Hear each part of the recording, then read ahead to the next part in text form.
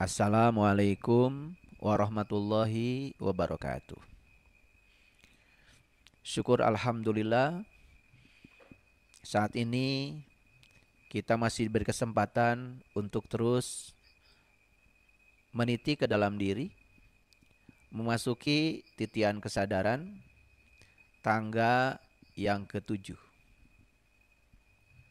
Semoga di tangga yang ketujuh ini kita semakin bersemangat karena tangga kita masih jauh. Tangga kita semuanya ada 30. Tetapi tidak usah memikirkan tangga yang 30. Naiki saja tangga demi tangga. Semoga dari hari ke hari, dari waktu ke waktu, kesadaran kita terus meningkat.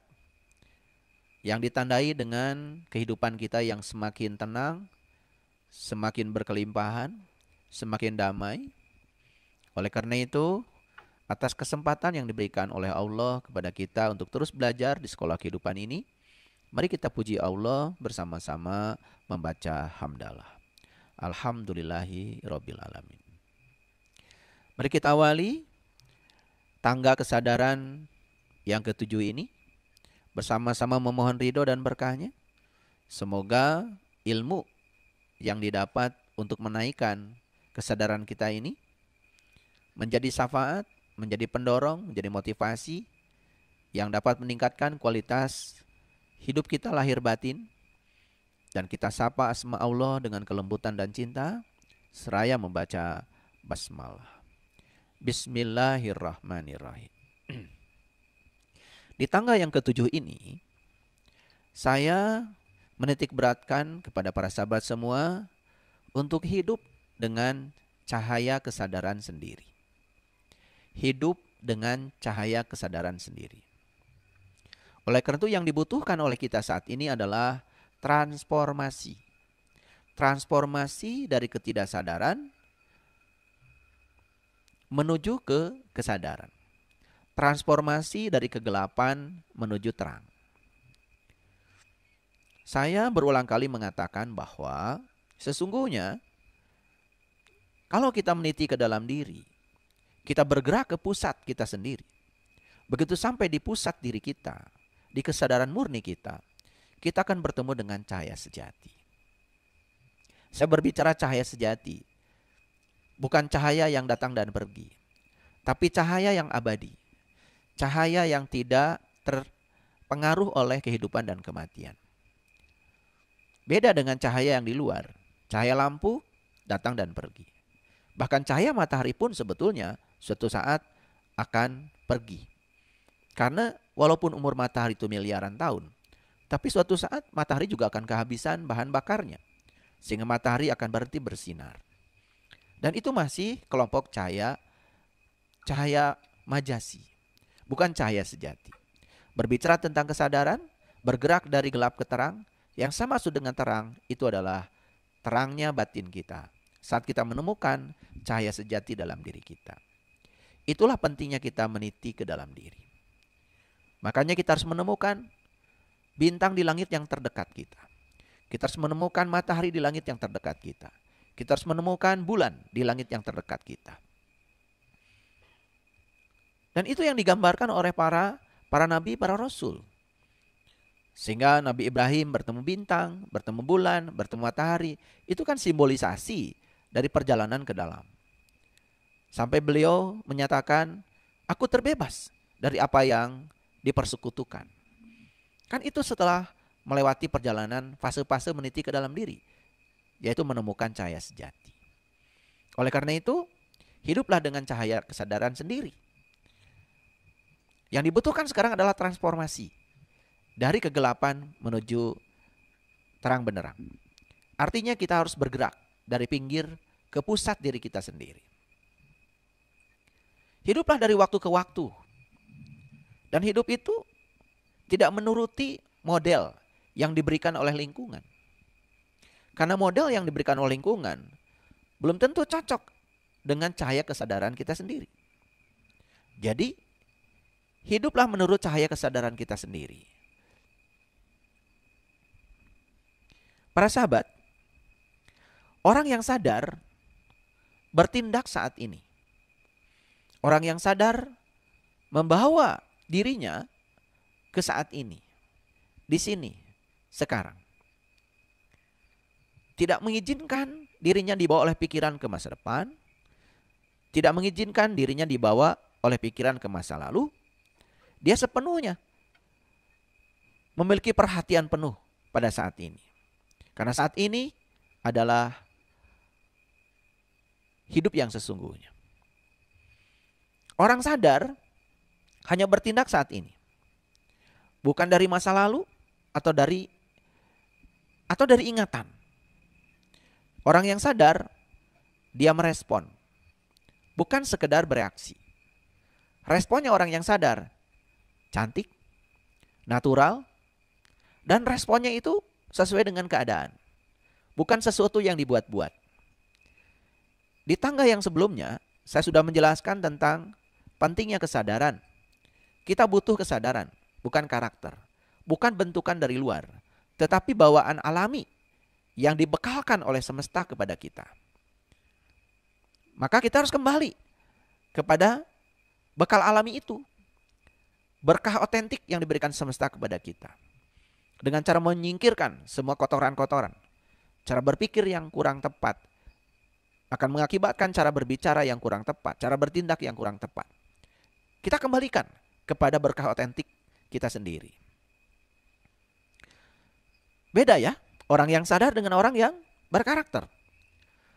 Seorang yang berkarakter, cirinya sederhana. Dia tidak pernah mampu menghadapi situasi.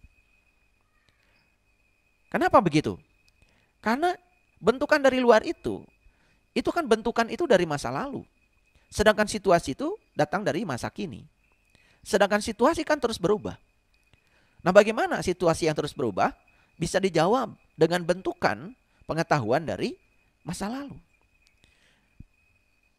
Kita menyadari bahwa sebetulnya apa yang disepakati sebagai benar di masa lalu, dalam pengetahuan ya, mungkin saat ini tidak disepakati lagi sebagai benar. Dulu orang menyepakati bahwa sebetulnya atom adalah bagian terkecil dari suatu unsur. Saat itu disepakati benar. Tetapi kemudian pengetahuan berkembang. Ternyata dalam atom ada yang lebih kecil lagi.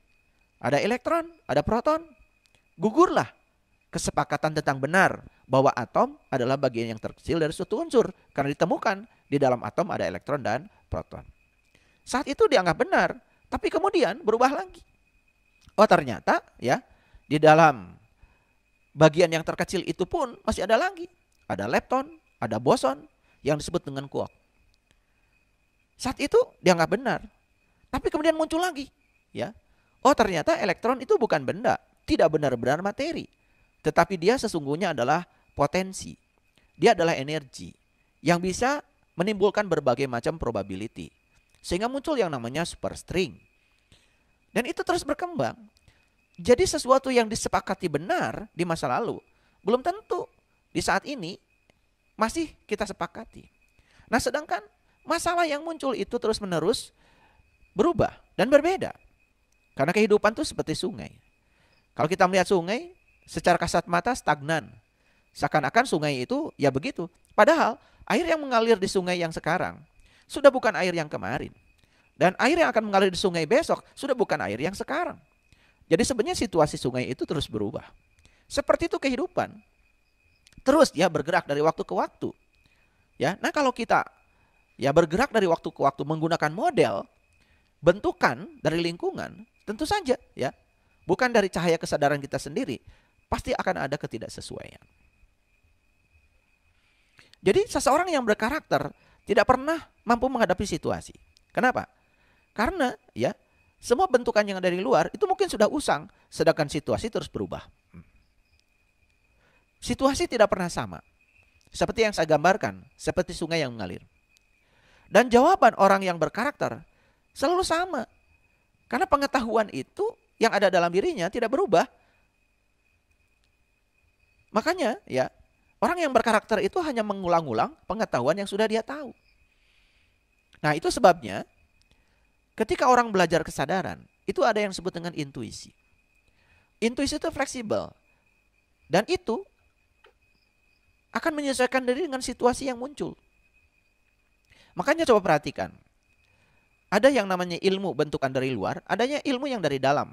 Kalau dalam bahasa Quran namanya ilmu laduni. Ilmu yang datang dari sisinya. Dan ilmu yang semacam itu spontan, menjawab permasalahan sesuai dengan realitas yang ada, karena itu lahir dari kesadaran. Bukan dari intelektualitas, tapi dari intelijensia, dari kesadaran. Jadi orang yang berkarakter selalu memberikan jawaban yang tetap terhadap situasi yang berubah. Kenapa? Karena sebetulnya bentukan dari luar itu ya tidak tumbuh. Tidak tumbuh. Tidak fleksibel. Nah, kita ini kan sebagai seorang anak ya. Kita kan diberitahu hal-hal tertentu oleh lingkungan. Kita diberitahu oleh orang tua, kita diberitahu oleh guru, ya. Kita tinggal dalam lingkungan seperti itu. Nah, ketika kita sudah dewasa, kan kehidupan kita sudah berubah. Tetapi jawaban yang diberikan kepada kita oleh orang tua, oleh guru, itu masih ada loh di alam bawah sadar kita, di benak kita. Dan kita masih menggunakan jawaban-jawaban yang diberikan di masa lalu untuk menghadapi situasi yang sekarang. Nah, kalau kita tidak meningkatkan kesadaran, otomatis pengetahuan itu sudah usang, sudah tidak berguna lagi. Dan jika ada sesuatu yang terjadi pada kita akan bertindak sesuai dengan jawaban yang diberikan oleh lingkungan dulu, oleh orang tua atau oleh guru, ya. Bahkan yang diberikan kepada kita 50 tahun yang lalu masih digunakan untuk menjawab situasi yang muncul saat ini. Padahal dalam kurun waktu 50 tahun itu, ya, sungai sudah bukan sungai yang dulu lagi. Air yang mengalir di bawah jembatan itu sudah berbeda. Kehidupan itu sudah berbeda. Bahkan 1 detik yang akan datang, kehidupan itu sudah tidak sama lagi. Kehidupan sudah berbeda. Oleh karena itu maka orang yang berkesadaran bertindak saat ini. Bukan di masa lalu, bukan di masa yang akan datang, tapi bertindak di saat ini. Dengan kesadarannya dia mampu ya mengelola situasi sebagai realitas apa adanya. Para sahabat, kita tidak bisa memasuki sungai yang sama 2 kali. Sama dengan kita tidak akan pernah bisa memasuki hari yang sama 2 kali. Karena hari ini walaupun namanya hari Rabu, Rabu yang hari ini sudah beda dengan Rabu yang dulu. Senin hari ini sudah beda dengan Senin yang lalu. Situasi sudah berubah karena waktu juga sudah berubah. Kita tidak dapat memasuki sungai yang sama, ya, yang sama sekalipun. Karena sungai itu mengalir begitu cepat. Nah, kalau saya umpamakan, kesadaran itu seperti sungai. Kesadaran itu seperti sungai. Seorang guru sejati tidak pernah memberikan seorang murid sebuah kode etik apapun. Seorang guru sejati hanya memberikan mata untuk melihat, kesadaran untuk berefleksi, cermin untuk menanggapi situasi apapun yang muncul. Seorang guru sejati tidak pernah memberikan pada muridnya informasi yang rinci tentang apa yang harus dilakukan dan apa yang tidak boleh dilakukan. Seorang guru sejati tidak memberikan kepada muridnya perintah. Seorang guru sejati memberi murid perintah, padahal ketika dia memberikan perintah, mungkin 10 perintah, maka diperlukan perintah-perintah yang lain, karena hidup jauh lebih rumit. Nah, itu sebabnya dalam tradisi spiritual, kalau belajar kesadaran, kita memerlukan seorang guru. Guru yang sejati, yang tidak memberikan platform tentang kode etik, yang tidak memberikan informasi yang rinci, yang tidak memberikan perintah, yang tidak memberikan 10 perintah, 20 perintah. Karena kalau perintah itu, kalau 20 perintah kemarin, mungkin masih berlaku kemarin. Tapi untuk yang hari ini, karena kehidupan itu lebih rumit, maka perintah yang kemarin mungkin sudah tidak berlaku lagi. Makanya seorang guru sejati hanya memberikan mata untuk melihat, kesadaran untuk berefleksi, dan cermin untuk menanggapi situasi apapun yang muncul. Karena apa? Karena kesadaran itu seperti sungai. Karena kesadaran seperti sungai, maka ya hidup dari waktu ke waktu tidak ada yang sama. Coba perhatikan para sahabat. Dalam kehidupan ini ada ribuan aturan. Ada begitu banyak aturan. Bahkan sebetulnya ya, dalam kitab suci pun kan sebetulnya banyak sekali aturan. Padahal akan ada banyak kemungkinan situasi yang muncul. Nah, kalau kita menanggapi situasi yang muncul dengan jawaban yang sudah dipersiapkan, maka itu sudah bukan kesadaran. Nah, sekarang kita pun mungkin akan kesulitan untuk mengingat ribuan aturan itu. Lalu ketika situasi muncul, kita kemudian memikirkan, ini aturan yang mana nih yang berlaku untuk situasi yang sekarang. Tetapi ketika kita sudah memiliki kesadaran, setiap situasi yang muncul, maka akan ada kesadaran dalam diri kita untuk menyelesaikan situasi itu secara fleksibel. Bahkan para sahabat, seseorang yang cukup cerdik, yang bisa menghafal ribuan aturan, cukup pintar, selalu akan menemukan cara untuk mensiasati aturan itu. Jika dia tidak ingin melakukan hal tertentu, dia akan menemukan jalan untuk menyiasati aturan itu. Dan jika ingin melakukan sesuatu, dia juga akan menemukan jalan untuk menyiasati aturan itu. Coba sekarang, sebetulnya yang sering menyimpang itu kan sebenarnya implementasi dari aturan. Sudah ada aturan. Tetapi orang-orang yang cerdik, yang pikirannya sudah negatif, dia akan selalu mencari cara untuk mensiasati aturan itu. Sehingga dia selamat.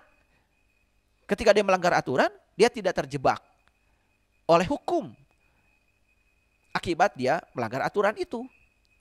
Maka yang terjadi, perhatikan ya, ketika orang-orang berkarakter hidup tanpa kesadaran, yang dilakukan itu kan menyiasati aturan.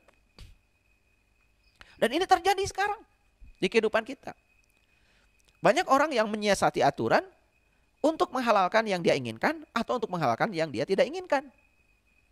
Makanya di semua lembaga, di semua birokrasi, banyak sekali kan sebetulnya orang menyiasati aturan demi untuk melegalkan supaya yang diinginkan itu lancar atau supaya yang tidak diinginkan juga terkabul.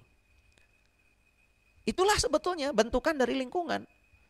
Makanya pendidikan kesadaran itu sangat penting daripada pendidikan karakter. Coba, kenapa ada orang sekolah sudah tinggi tetapi masih melanggar aturan? Karena tidak ada kesadaran. Ada orang, mohon maaf, sudah belajar begitu banyak aturan. Bahkan aturan dari kitab suci, aturan dari hadis, aturan dari orang-orang suci di masa lalu. Malah justru yang dia lakukan adalah mensiasati aturan itu untuk melegalkan apa yang dia inginkan atau yang tidak diinginkan. Dan sekarang ya begitu banyak aturan, implementasinya malah disiasati. Kenapa? Tidak ada yang namanya kesadaran. Saya sering mengatakan kepada mahasiswa saya di kampus, saya bilang kampus ini disebut religius apabila ujian sudah tidak perlu ada yang mengawasi. Diawasi saja, itu masih mencari cara untuk nyontek, bekerja sama. Yang penting ya keinginan dia tercapai, yaitu supaya bisa lulus. Gimana caranya supaya bisa lulus? Walaupun cara itu bukan cara yang bersesuaian dengan ya prinsip otentik dari kesadaran murni yang ada di dalamnya. Padahal sebenarnya ketika menyontek pasti kan akan terjadi perlawanan yang di dalam. Pasti akan mengalami kegelisahan, akan mengalami kekacauan. Tapi itu diabaikannya. Yang penting dia punya keinginan untuk bisa lulus. Mengerjakan tugas dengan cara yang tidak halal. Bahkan saya sering mengatakan ya memfotokopi buku sebenarnya itu sudah mencuri. Apalagi tanpa seizin yang memiliki hak cipta untuk buku itu. Tapi kan sekarang dianggap memfotokopi itu membeli. Padahal itu kan sebetulnya mengkopi. Tanpa memberikan apresiasi kepada orang yang telah susah payah menyusun buku itu. Makanya saya sering mengatakan, udah beli buku yang asli saja. Walaupun harus iuran. Daripada beli buku fotokopi. Dan itu kan sebetulnya sudah mencuri. Tetapi itulah memang ketika tidak ada kesadaran, apapun yang akan dilakukan. Walaupun ada undang-undang hak cipta, tidak boleh mengkopi, tapi kan tetap dilakukan. Mohon maaf ya, seperti kajian-kajian saya di YouTube, banyak sekali yang mengambil kajian-kajian ini tanpa seizin saya. hanya sekedar untuk monetisasi, hanya sekedar untuk mencari keuntungan sesaat. Padahal aturan sudah ada. Saya yakin ya, orang-orang yang berani mengambil ya hak cipta orang lain, lalu diaku sebagai hak ciptanya, itu jelas saat dia mengambil dalam keadaan tidak sadar. Kalau punya kesadaran tidak mungkin seperti itu. Apakah dia tidak sekolah? Apakah dia tidak mengaji? Mungkin sekolah, mungkin mengaji. Tetapi lagi-lagi, yang dipentingkan dalam dirinya bukan kesadaran, tapi karakter, bentukan dari lingkungan. Sehingga malah justru ya menjadi sangat cerdik untuk menyiasati sesuatu supaya itu dianggap miliknya. Ada yang disamarkan suaranya, ada yang disamarkan gambarnya, macam-macam ya. Saya perhatikan. Ya. Nah, seperti itu. Karena apa? Karena lagi-lagi itulah hasil pendidikan karakter. Jadi seperti religius padahal tidak religius. Seperti suci padahal tidak suci. Seperti terhormat padahal tidak. Para sahabat, ada ribuan aturan yang bisa diberikan kepada seseorang. Tetapi ribuan aturan yang diberikan ke seseorang, kalau tidak disertai dengan kesadaran, kan sebenarnya tidak ada gunanya. Sudah banyak kan tulisan di mana-mana bahwa buanglah sampah pada tempatnya. Kalau tidak ada kesadaran, tetap saja dia membuang puntung rokok di mana saja, membuang sampah di mana saja, walaupun sudah ada tempat sampah. Lagi-lagi, itu bedanya pendidikan karakter dengan pendidikan kesadaran. Walaupun orang itu membuang sampah ke tempat sampah, tetapi ada keterpaksaan karena takut denda, itu juga tidak akan menjadi kebajikan. Kan ada tuh di tempat-tempat tertentu di mana masyarakat itu ditekan oleh aturan, bukan oleh kesadaran. Dia itu melakukan kebaikan semata-mata karena takut denda. Itu bukan kebaikan. Karena itu hanya semata-mata ya keterpaksaan. Dan semua yang dipaksa suatu saat akan meledak, akan melakukan perlawanan. Jadi selalu akan ada ditemukan cara untuk menghindari aturan. Mereka selalu menemukan solusi yang disebut dengan pintu belakang. Sudah jelas, menyogok itu tidak boleh. Karena di dalam hadis juga dikatakan yang menyogok dengan yang disogok sama-sama masuk neraka. Tetapi sogok menyogok tetap aja jalan lewat pintu belakang. Padahal sudah ada aturan. Tidak boleh ya. Ketika menerima pegawai misalkan ya, lewat sogok menyogok tidak boleh. Aturan sudah ada. Tapi kan disiasati. Supaya apa? Supaya dia bisa mencapai yang dia inginkan. Itulah ketika tidak ada kesadaran. Makanya ya sepanjang tidak ada pendidikan kesadaran, kita akan terus terjebak dalam ketidaksadaran. Dan ketidaksadaran buahnya adalah dosa. Sedangkan kesadaran buahnya adalah kebajikan. Jadi jangan berharap akan ada kebajikan kalau tidak ada pendidikan kesadaran. Jadi orang yang berkarakter ya bisa memberi topeng palsu. Ya, seperti religius padahal tidak. Hanya sekedar ingin dipandang oleh orang luar. Coba, mohon maaf. Banyak orang yang mengatakan dirinya suci. Gores aja sedikit dia. Orang yang menganggap dirinya suci. Kita akan menemukan hewan yang bersembunyi di balik dirinya. Akan keluar tuh sifat-sifat hewaninya. Marah, menghujat, mencaci maki. Padahal dirinya sudah mengklaim sebagai orang suci. Berdandan seperti orang yang suci. Gores saja sedikit. Akan keluar tuh binatang di balik tubuh aslinya. Itulah ya. Ketika seseorang dibentuk oleh bentukan dari lingkungan, ya, cuma cantik di permukaan. Tetapi tidak cantik sampai ke dalam. Itulah baru bahaya. Oleh karena itu maka kita perlu ya orang-orang yang berkesadaran. Kalau orang yang berkesadaran yang dikendalikan oleh kesadaran murni dari dalam, dia tidak akan pernah melawan fitrah otentik dari jiwanya. Tidak akan pernah merendahkan orang lain, tidak pernah akan menghukumi orang lain. Daripada marah, dia lebih bagus memaafkan. Daripada menghakimi, lebih bagus memahami. Itulah orang yang berkesadaran. Sangat berbeda dengan karakter yang bentukan dari luar. Para sahabat, oleh karena itu maka sepanjang kita berdiam dalam kedangkalan, tidak akan ada yang berubah dengan diri kita.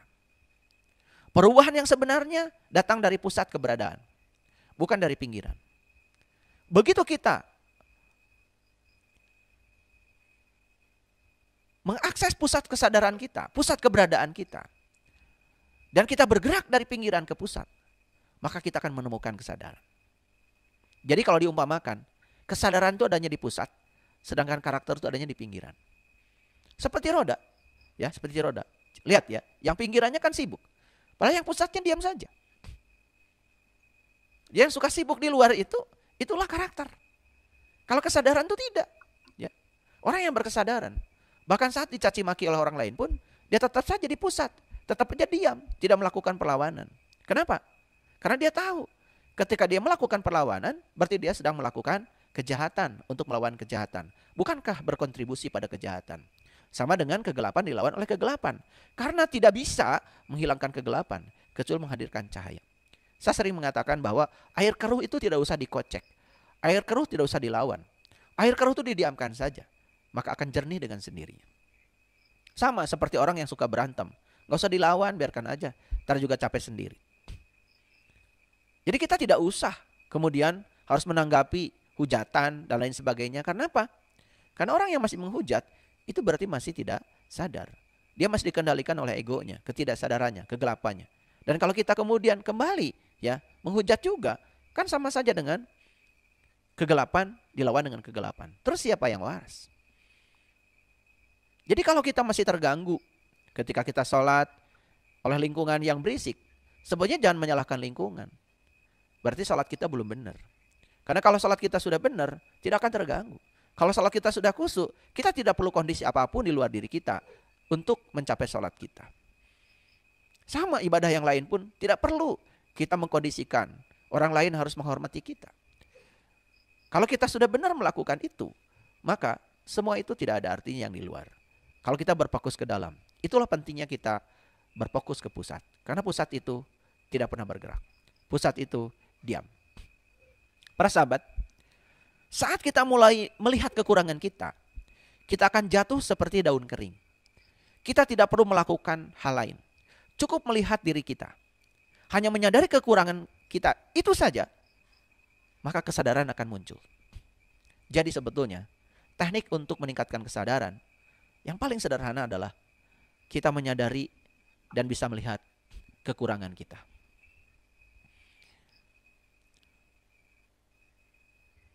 Kesalahan yang berulang, itu sebenarnya karena ketidaksadaran. Aneh ya, ada orang yang mengeluhkan, kenapa saya bisa mengalami kejadian yang sama berulang-ulang? Padahal kejadian yang sama berulang-ulang, kesalahan sama yang berulang-ulang, itu sebetulnya akibat dari ketidaksadaran.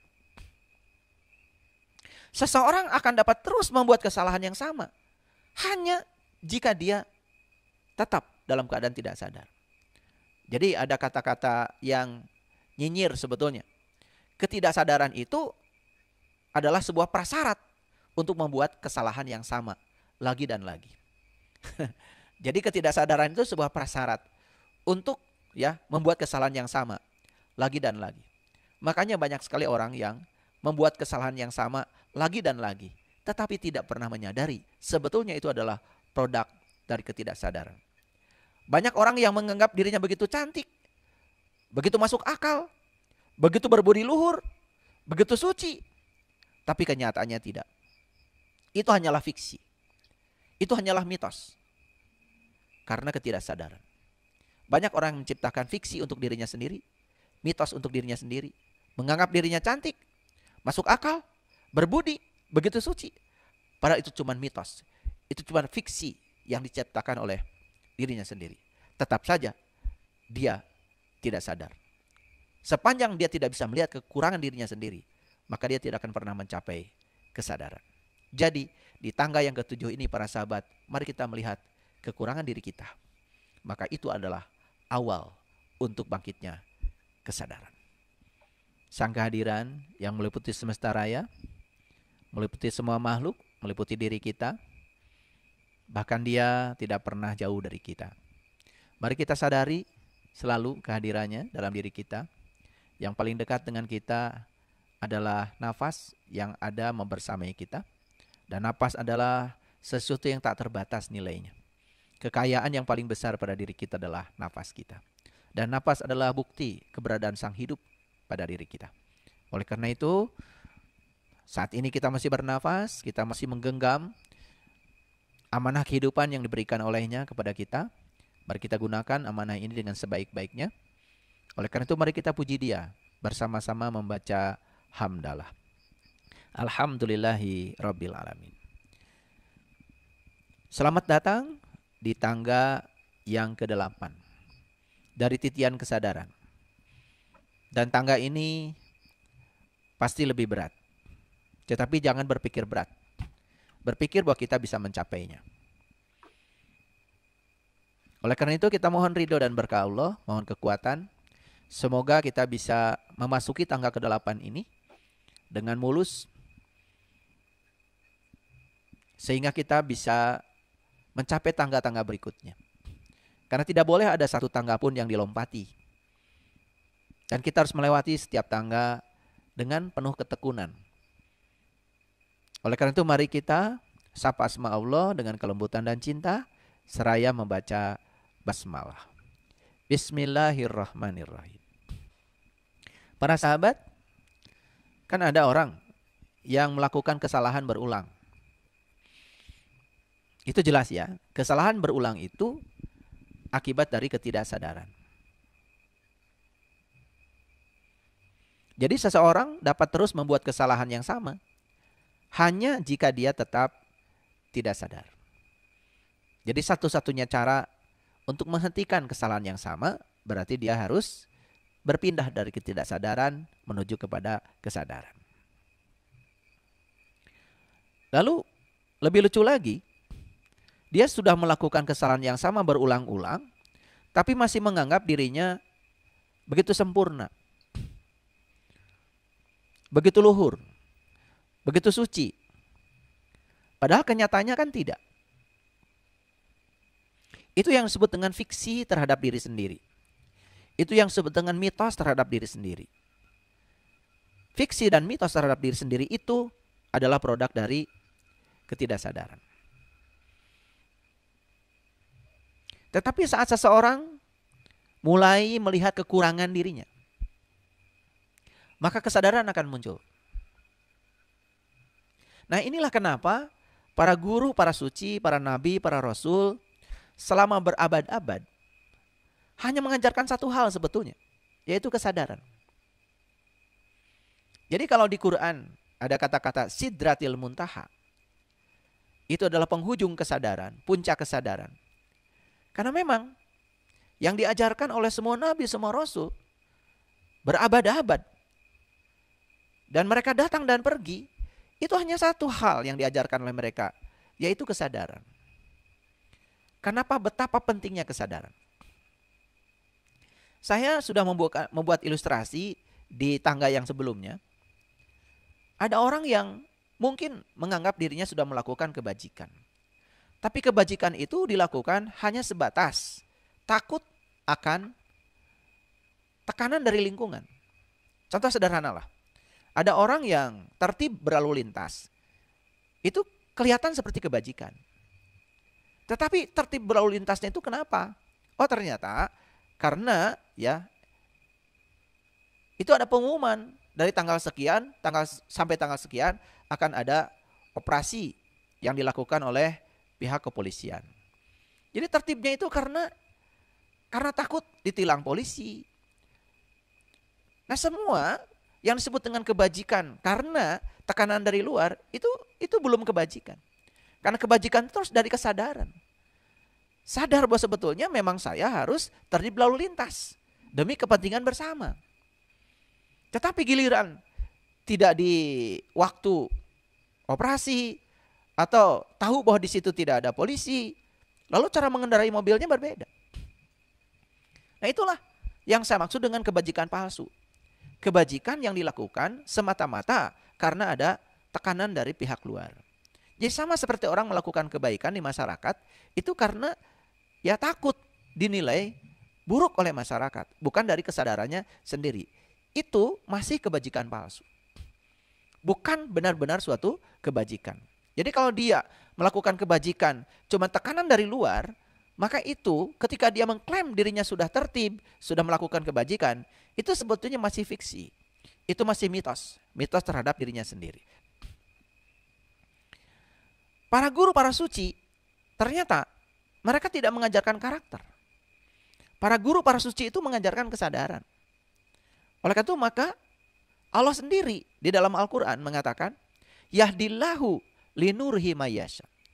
Allah akan menunjukkan kepada cahayanya siapa yang dikehendaki. Siapa yang dikehendaki oleh Allah, yang punya kehendak. Kehendak itu dari mana? Kan dari dalam. Bukan paksaan dari luar. Jadi Allah saja akan menghendaki mereka yang punya kehendak. Allah akan mengantar kepada cahayanya mereka yang mau mentransformasikan dirinya dari kegelapan menuju kepada cahaya. Bukan karena paksaan dari luar. Kan masih banyak ya orang yang menaati aturan itu karena takut hukuman. Menaati aturan karena ingin mendapatkan reward. Bukan dari kesadarannya sendiri. Nah itu sangat berbeda. Sangat berbeda. Oleh karena itu maka siapapun yang melakukan kebajikan karena tekanan-tekanan dari luar, kebajikannya itu masih mitos, masih fiksi. Sekali lagi, para nabi, para rasul, para sunan, para wali, yang diajarkan mereka itu adalah kesadaran. Makanya pantas ya kalau Nabi Muhammad mengatakan awal beragama adalah mengenal Allah. Kan itu sebenarnya pendidikan kesadaran. Dan Allah yang harus kita kenali kan adanya di dalam. Aku bersamamu lebih dekat kepadamu daripada urat nadi lehermu. Jadi artinya ya kita disuruh untuk meniti ke dalam. Sehingga ketika meniti ke dalam, menemukan kesadaran murni di dalam, yang akan keluar itu adalah kesadaran. Produk kesadaran itu pasti kebajikan yang murni. Bukan kebajikan yang palsu. Jadi kalau kita memperhatikan ya lebih jauh lagi, karakter itu kan sebetulnya bentukan lingkungan. Karakter itu akan membuat seseorang untuk belajar benar salah, baik buruk, atau yang disebut dengan dualitas. Padahal benar salah, baik buruk, itu kan sebetulnya hanya penilaian pikiran. Sesuatu yang disebut dengan benar, itu bukan kebenaran. Sesuatu yang disebut dengan baik, itu juga belum tentu kebenaran. Kan itu kan kesepakatan saja. Benar salah, baik buruk, itu kan kesepakatan. Itu adalah bentukan dari pikiran. Yang dibutuhkan kan sebetulnya adalah kesadaran untuk melihat itu sebagai suatu kebenaran. Karakter itu memaksakan ide. Bahkan kita dari kecil sebetulnya kan dipaksa terus-menerus untuk menelan ide-ide yang diinstalkan di pikiran kita. Karena saat itu kita begitu polos, begitu rentan, begitu halus, ya. Sehingga apapun yang dijejalkan kepada kita, oleh kita diterima tanpa penolakan.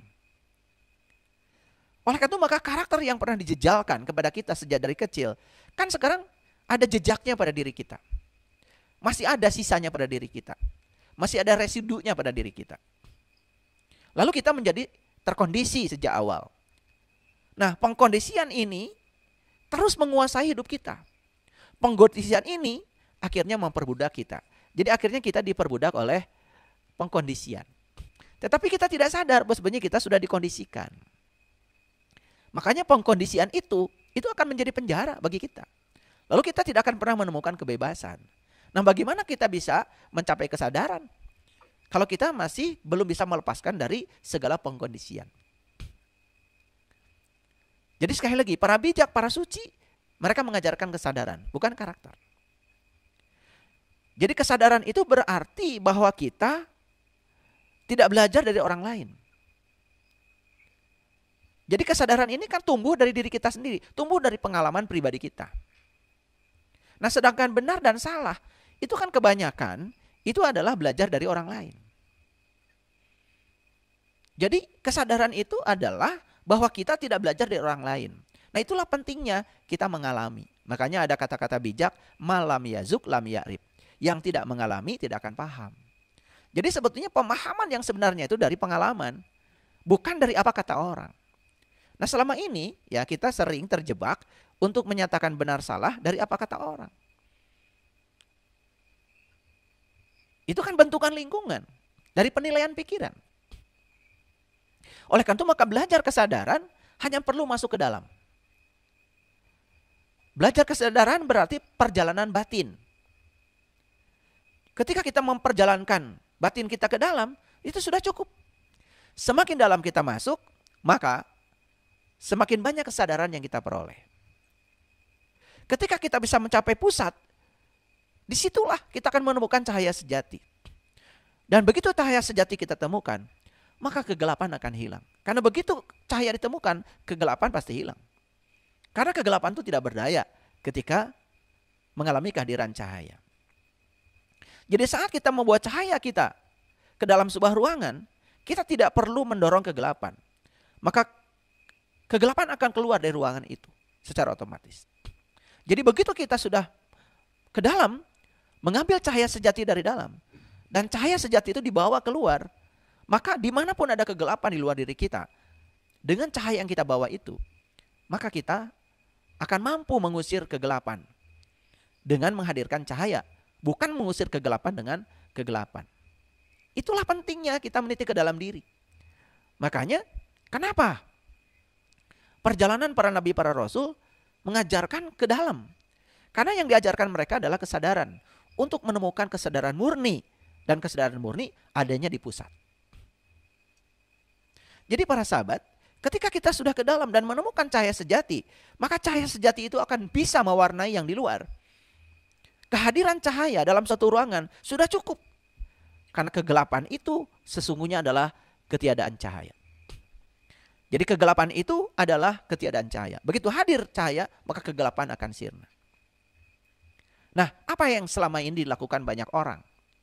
Yaitu terlalu sibuk mengamati keluar. Dan bahagian yang paling penting yang harus kita perhatikan dari sifat manusia, itu terlalu banyak melihat keluar. Begitu kita terlalu banyak melihat keluar, apa yang terjadi? Begitu ada yang berbeda, kita menjadi sangat asing. Dan kemudian kita menggonggong perbedaan itu.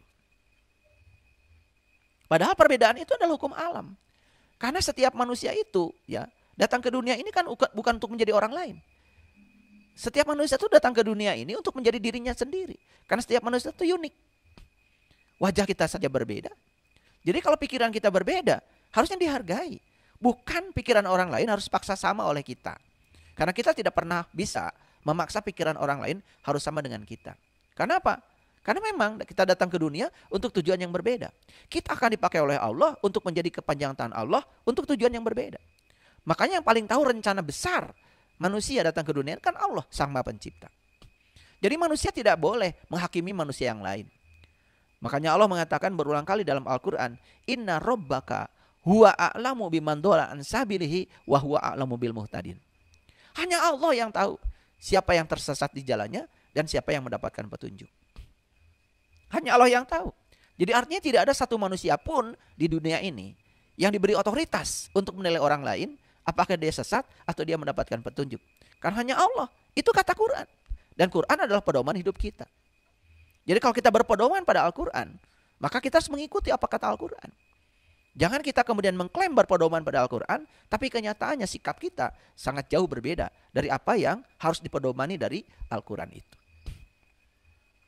Jadi ini ya, bagian yang paling terlihat dari sifat manusia itu adalah terus melihat keluar.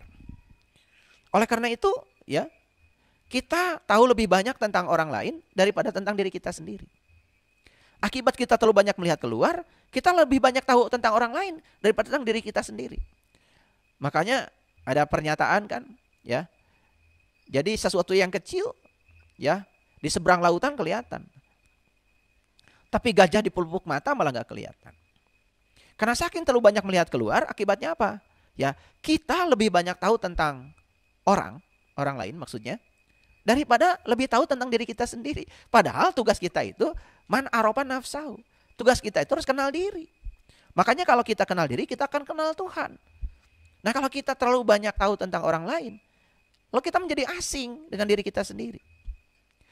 Akibatnya apa? Jadinya kita tidak tahu apa-apa tentang diri sendiri. Tidak menyaksikan tindakan pikiran kita sendiri, tidak mengamati dari dalam. Bahkan pikiran kita pun kita jarang sekali mengamatinya. Nah itulah kenapa ya kita harus belajar hening. Jadi sebenarnya belajar hening itu belajar melihat ke dalam untuk melihat bagaimana pikiran kita bertindak. Nah, itu yang disebut dengan metakognisi. Melihat bagaimana pikiran kita bertindak, itu adalah metakognisi. Karena ya, pikiran kita bertindak itu akan menyebabkan mulut kita bertindak. Pikiran kita bertindak akan menyebabkan ya tubuh kita juga bertindak. Jadi kalau itu berasal dari pikiran yang buruk, otomatis yang keluar kata-kata yang buruk dan tindakan yang buruk. Dan itu kan merugikan kita sendiri. Lagi-lagi berarti dosa itu berasal dari ketidaksadaran. Nah, jadi tugas kita sekarang para sahabat di tangga yang ke-8 ini adalah menemukan jendela kecil untuk bisa melihat siapa diri kita. Menemukan jendela kecil, karena jendela itu ada. Sejak kita lahir, kita sudah dikasih jendela itu. Cuman sekarang jendela itu masih tertutup. Jadi kita memerlukan putaran 180 derajat. Dan itulah yang disebut dengan perubahan. Kita harus menutup mata. Dan kita mulai menonton diri kita ke dalam. Karena ketika kita membuka mata, kita menontonnya keluar. Begitu tutup mata, kita menonton ke dalam. Ketika kita menonton ke dalam, perhatikan. Pada awalnya kita hanya akan menemukan kegelapan. Tidak ada yang lain. Dan banyak orang yang menjadi takut. Lalu bergegas kembali keluar. Karena dia bilang di luar terang. Di dalam gelap. Ya memang di luar terang. Tetapi cahaya yang di luar itu ya tidak akan membuat kita tercerahkan. Cahaya itu tidak akan membantu kita sama sekali. Karena cahaya yang di luar itu bukan cahaya abadi. Cahaya yang datang dan pergi. Semua ada sumbernya. Cahaya sejati itu kata Quran, walau lam tamsasunar. Tidak pernah tersentuh oleh api. Itu yang disebut dengan cahaya sejati. Cahaya sejati itu abadi. Tidak tergantung oleh kehidupan, tidak tergantung oleh kematian. Dan cahaya sejati akan selamanya ada. Walau lam tamsasunar, dia tidak pernah tersentuh oleh api. Itulah bedanya. Dan cahaya sejati itulah yang akan mengubah kita. Bukan cahaya yang di luar. Jadi sebetulnya kita membutuhkan cahaya batin. Cahaya yang sempurna ada di dalam diri kita sendiri. Cahaya yang bahkan tidak dapat dipadamkan oleh kematian. Itulah yang disebut dengan cahaya abadi. Makanya ya, kalau di Quran dikatakan orang yang mati syahid itu sesungguhnya tidak mati. Karena mati syahid artinya mati dalam keadaan menyaksikan. Menyaksikan apa? Dia sudah mampu menyaksikan cahaya abadi di dalam dirinya. Bahkan dia sudah menyatu dengan cahaya abadi dalam dirinya. Maka tidak mati. Karena cahaya abadi tidak pernah terpengaruh oleh kematian. Nah, itulah pentingnya kita meniti ke dalam diri. Dan disitulah sebetulnya kita akan menemukan kesadaran. Dan kita memiliki cahaya itu. Kita dilahirkan bersama cahaya itu. Tetapi sayang kita tidak pernah memandangnya. Karena selama berabad-abad, ya, selama banyak kehidupan, kita melihatnya keluar terus. Dan itu telah menjadi kebiasaan mekanis. Makanya kita menjadi lebih banyak tahu tentang orang lain daripada tentang diri kita sendiri. Inilah ketidaksadaran. Jadi sekali lagi, ada jendela kecil dalam diri kita. Ada jendela kecil menuju kepada keberadaan di dalam diri kita sendiri. Dan ketika kita bisa membuka jendela kecil itu, melihat ke dalam, maka kita akan menjadi tahu siapa sesungguhnya diri kita. Tugas kita adalah menggali. Tugas kita menggali. Karena ketika kita menggali, maka kita akan membebaskan kegelapan. Kita hanya terus menggali. Kita harus terus melawan kegelapan dengan cara menghadirkan cahaya. Segera kita akan melewati kegelapan dan memasuki alam yang terang. Dan cahaya ini adalah cahaya sejati. Jauh lebih benar daripada cahaya matahari, bahkan cahaya bulan. Karena semua sumber cahaya yang di luar bersifat sementara. Sedangkan cahaya yang di dalam itu ya selalu abadi. Para sahabat, matahari yang umurnya miliaran tahun, cepat atau lambat, suatu saat akan menjadi lubang hitam. Itu akan mati. Tidak ada cahaya yang akan datang darinya. Betapapun lama itu berlangsung, tetapi tidak berlangsung selamanya. Tapi cahaya batin tidak memiliki awal dan tidak memiliki akhir. Cahaya batin tidak ada awalnya dan tidak ada akhirnya, akan selalu abadi. Yuk, jangan cari cahaya sementara, cari cahaya abadi dalam diri. Jangan berfokus pada karakter, tetapi hanya berfokus pada kesadaran. Menjadi lebih waspada, menjadi lebih sadar, masuk lebih dalam. Dan lebih dalam lagi ke dalam diri. Sampai kita menemukan pusat keberadaan kita. Selama ini kita tinggal di pinggiran. Kekacauan selalu berkuasa di pinggiran. Semakin dalam kita pergi, semakin dalam keheningan memerintah. Dan dalam pengalaman keheningan itu, cahaya, kegembiraan, hidup kita mulai bergerak ke dimensi lain. Kesalahan dan kesalahpahaman insya Allah akan menghilang. Kenapa? Saya sering mengatakan, salah proyeksi, salah persepsi, salah interpretasi, itu adalah produk dari kegelapan. Kegelapan adalah simbol dari ketidaksadaran. Kita tidak perlu khawatir tentang kesalahan. Kita tidak perlu khawatir tentang kesalahpahaman dan kekurangan. Karena begitu ya cahaya hadir, maka semuanya juga akan sirna. Jadi tugas kita sekarang hanya peduli pada satu hal. Satu hal saja. Apa itu? Masukkan semua energi kita sepenuhnya ke dalam satu tujuan. Bagaimana kita menjadi lebih sadar? Bagaimana kita menjadi lebih sadar? Hanya satu tujuan. Kerahkan semua energi kita agar kita bisa mencapai satu tujuan itu. Bagaimana kita menjadi lebih sadar? Jika kita mengerahkan seluruh energi kita ke dalam secara total, itu akan terjadi. Tidak bisa dihindari. Dan ini adalah hak kita. Ini adalah pilihan kita. Lalu kebaikan di mana? Para sahabat, kebaikan itu hanyalah efek samping dari kesadaran. Jadi kebaikan itu efek samping dari kesadaran. Hanya efek samping saja. Kalau kita bicara tentang moralitas, itu berkaitan dengan kualitas baik atau kualitas buruk. Orang yang baik menurut moralitas, ada orang yang jujur, benar, tulus, dapat dipercaya. Orang yang penuh perhatian tidak hanya orang baik. Bahkan jauh lebih dari itu. Bagi orang yang baik, kebaikannya adalah segalanya. Bagi orang yang sadar, kebaikan hanyalah efek samping. Jadi pilih mana? Pilih jadi orang baik atau pilih jadi orang yang sadar? Bagi orang yang baik, kebaikan adalah segalanya. Tapi bagi orang yang sadar, kebaikan itu hanyalah efek samping. Jadi saat kita menyadari keberadaan kita, kebaikan akan mengikuti kita seperti bayangan. Maka kita tidak perlu berusaha untuk menjadi baik. Maka baik akan menjadi sifat kita. Tidak perlu menjadi baik. Yang diperlukan adalah menjadi sadar. Karena kalau menjadi sadar, pasti kita akan baik. Orang baik belum tentu sadar. Siapa tahu orang yang disebut baik itu hanya berusaha keras untuk menjadi baik. Karena dia sedang melawan kualitas buruk. Dia sedang melawan kebohongan, sedang melawan pencurian, sedang melawan ketidakjujuran, sedang melawan kekerasan. Mereka yang berada dalam orang yang baik, tetapi dalam bentuk tekanan kebaikannya, suatu saat akan meledak. Bahkan orang baik bisa berubah menjadi jahat. Dengan sangat mudah. Tanpa usaha apapun. Karena semua kualitas buruk ini ada. Ada sebenarnya dalam dirinya. Cuman dia sedang berusaha untuk menjadi baik. Tapi kualitas buruk ada. Cuman hanya sedang dibatasi oleh tekanan. Sedang dibatasi oleh usaha. Jika dia menghilangkan upaya mereka, ya upaya dia, maka bisa jadi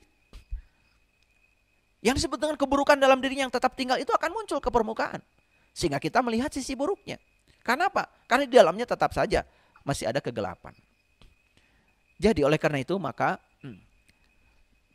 kita tidak perlu menjadi baik. Yang diperlukan oleh kita sekarang adalah menjadi lebih sadar. Karena begitu menjadi lebih sadar, pasti akan baik. Karena efek samping dari kesadaran adalah menjadi lebih baik. Karena ada orang yang menekan sifat buruk.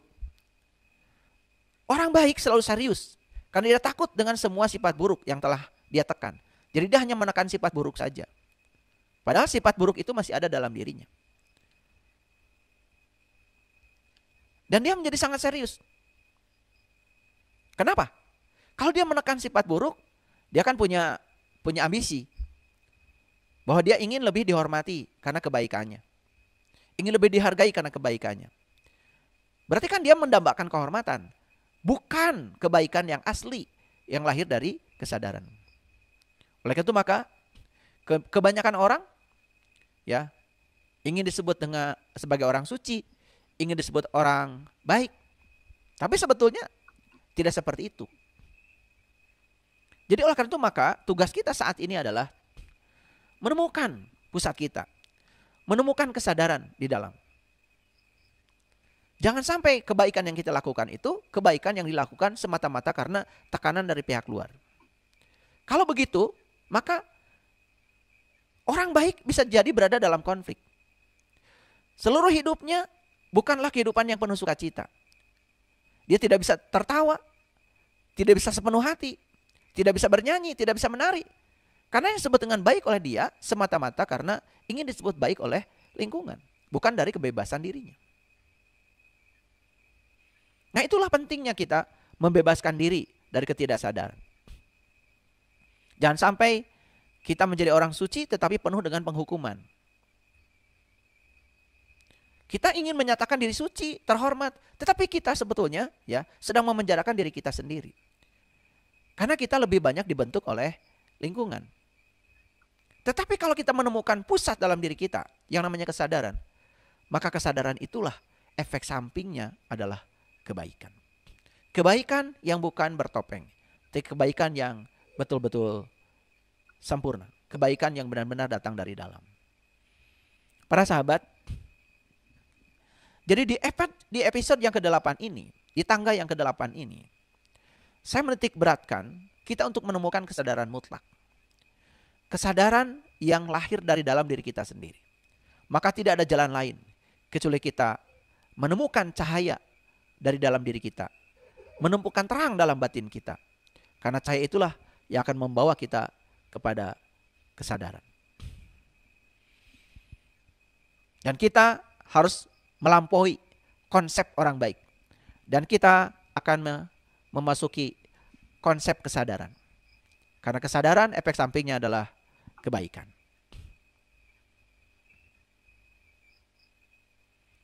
Para sahabat, menemukan kesadaran berarti menemukan Tuhan.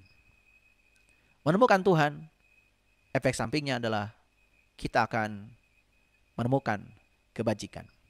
Kebajikan yang hakiki. Kebajikan yang tidak bertopeng.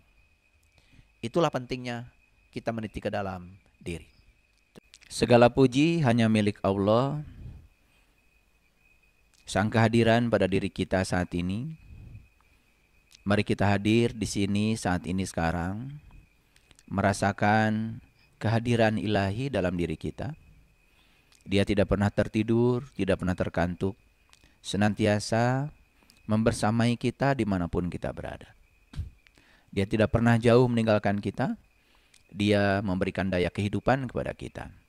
Bahkan sekarang, kita bisa mendengarkan kajian ini, masih bisa mencerna dengan pikiran kita, masih bisa memilih dan memilah mana mutiara dan mana debu. Itu karena di dalam diri kita masih ada Sang Hidup yang membersamai kita. Oleh karenanya, mari kita puji Dia bersama-sama membaca hamdalah. Alhamdulillahi Rabbil Alamin. Para sahabatku yang budiman, semoga tangga-tangga kesadaran dari 1 sampai 8 sudah dicermati dan sekaligus juga dicoba untuk diimplementasikan di dalam kehidupan. Sehingga kita merasakan ketika kesadaran kita meningkat, maka ketenangan, kebahagiaan, keberlimpahan hidup mulai mengunjungi kita. Sehingga kita hidup menjadi tanpa batas.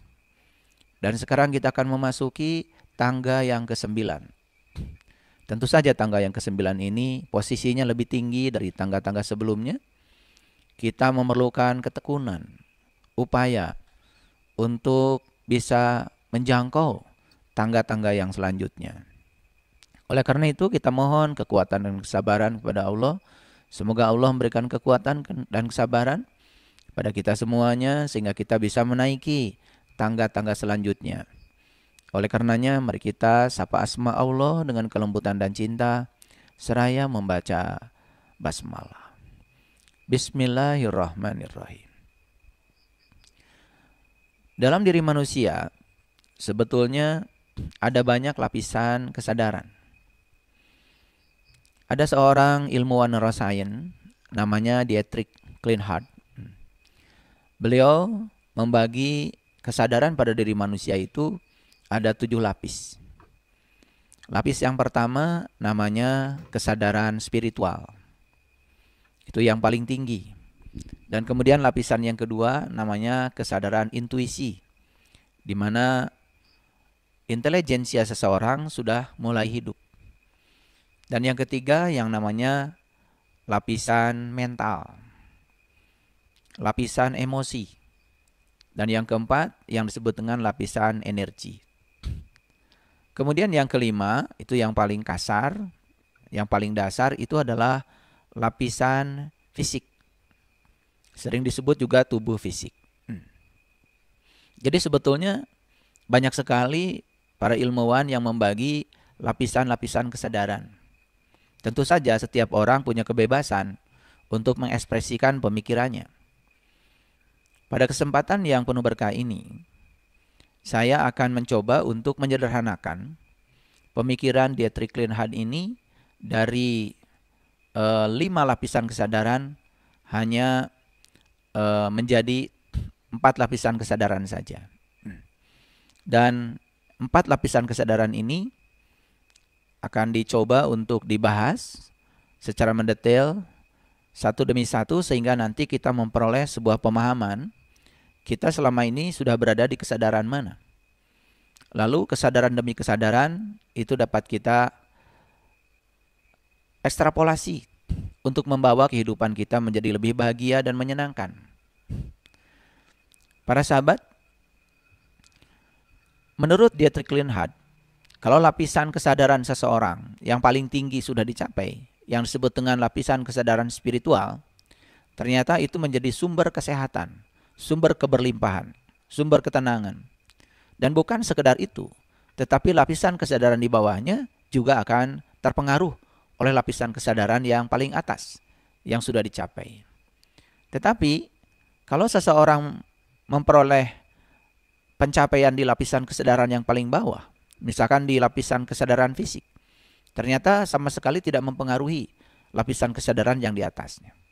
Jadi lapisan kesadaran yang di atasnya berpengaruh kepada yang di bawahnya, sementara lapisan kesadaran yang di bawah, yang paling bawah, sekalipun itu sudah dicapai, dia tidak mempengaruhi lapisan kesadaran yang di atasnya. Jadi kalau seseorang sudah mengalami pencapaian lapisan kesadaran spiritual yang paripurna, maka dia akan mempengaruhi lapisan kesadaran intuisi, lapisan kesadaran mental, lapisan kesadaran energi, lapisan kesadaran fisik. Jadi semua akan terpengaruh.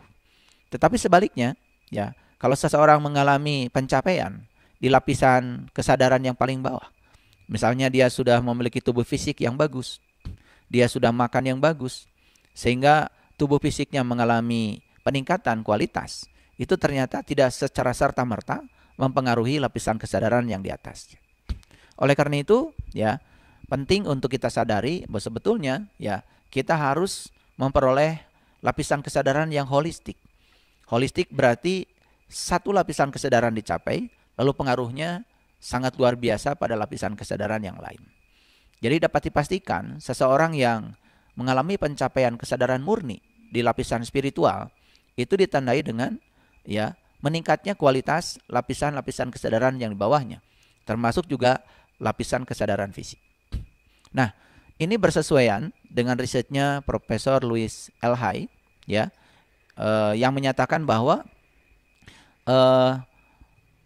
sakitnya tubuh fisik itu sebetulnya akibat dari ada gangguan di lapisan kesadaran di atasnya. Sehingga tubuh fisik ini menjadi simptom, menjadi benteng terakhir yang harus menerima akibat dari rendahnya lapisan-lapisan kesadaran yang di atasnya. Jadi kalau seseorang itu mengalami kekacauan spiritualnya, mengalami kekacauan mentalnya, mengalami kekacauan aliran energi dalam tubuh fisiknya, maka dapat dipastikan akan mengalami gangguan sistem kelistrikan, gangguan sistem kimiawi di dalam tubuhnya yang kemudian berdampak pada sakit secara fisik. Nah, oleh karena itu banyak yang tidak mengerti, sehingga ketika tubuh fisik ini sakit, hanya berorientasi pada penyembuhan tubuh fisik. Padahal sebetulnya penyebab utamanya adalah adanya penurunan lapisan kesadaran di atasnya. Jadi harusnya yang ditreatment itu adalah bagaimana kesadaran spiritualnya bisa meningkat. Bagaimana kesadaran intuisi bisa meningkat. Bagaimana kesadaran mental itu bisa sembuh. Bagaimana kesadaran energi juga itu bisa sembuh. Nah, sehingga itu yang disebut dengan penyembuhan secara holistik. Jadi artinya yang disembuhkan itu adalah sumber asalnya. Karena kalau ya treatmentnya itu hanya di akibat, tidak dicari sumber asalnya dari timbulnya penyakit fisik, maka itu akan terus berulang-ulang. Sehingga jangan heran kalau banyak orang yang secara fisik mengalami sakit, lalu sakitnya itu berulang-ulang. Jadi di treatment sakit lagi, di treatment sakit lagi. Karena apa? Karena sumber asalnya dari penyakit itu sama sekali tidak disentuh. Nah, oleh karena itu ya, pada kesempatan yang penuh berkah ini, saya akan membawa para sahabat untuk meniti ke dalam, untuk memperhatikan lapisan-lapisan kesadaran. Dan saya coba sederhanakan lapisan kesadaran ini hanya menjadi 4 saja ya, supaya tidak terlalu rumit. Baik ya, saya akan berbicara dari lapisan kesadaran yang paling bawah, yaitu lapisan kesadaran fisik. Nah, lapisan fisik ini para sahabat itu sangat ditentukan oleh makanan. Makanan yang disantap. Karena kita tahu bahwa tubuh fisik ini kan sebetulnya ya berasal dari makanan yang kita santap. Kita kembali ke belakang, sebetulnya tubuh fisik ini dulu kan cuma 2 sel saja. 1 sel dari ayah dan 1 sel dari ibu. Ya, karena cinta kasih Allah yang disemaikan kepada ayah ibu kita, lalu 2 sel itu berpadu dalam rahim. Lalu ya kedua sel itu kemudian setelah berpadu mengalami proses pembelahan sel, dan tak terasa ya dengan berkembangnya waktu, kalau kita dengar informasi dari para ilmuwan, ternyata tubuh manusia orang dewasa seperti kita sekarang ini sudah memiliki sekitar 100 triliun sel. Jadi kita ini sekarang sedang mengendalikan 100 triliun sel dalam tubuh. Nah, pengendali dari 100 triliun sel dalam tubuh itu adalah pikiran dan perasaan kita. Nah, bayangkan ya, kalau pikiran kita, perasaan kita mengalami kekacauan, maka seluruh sel dalam tubuh kita pun akan mengalami kekacauan.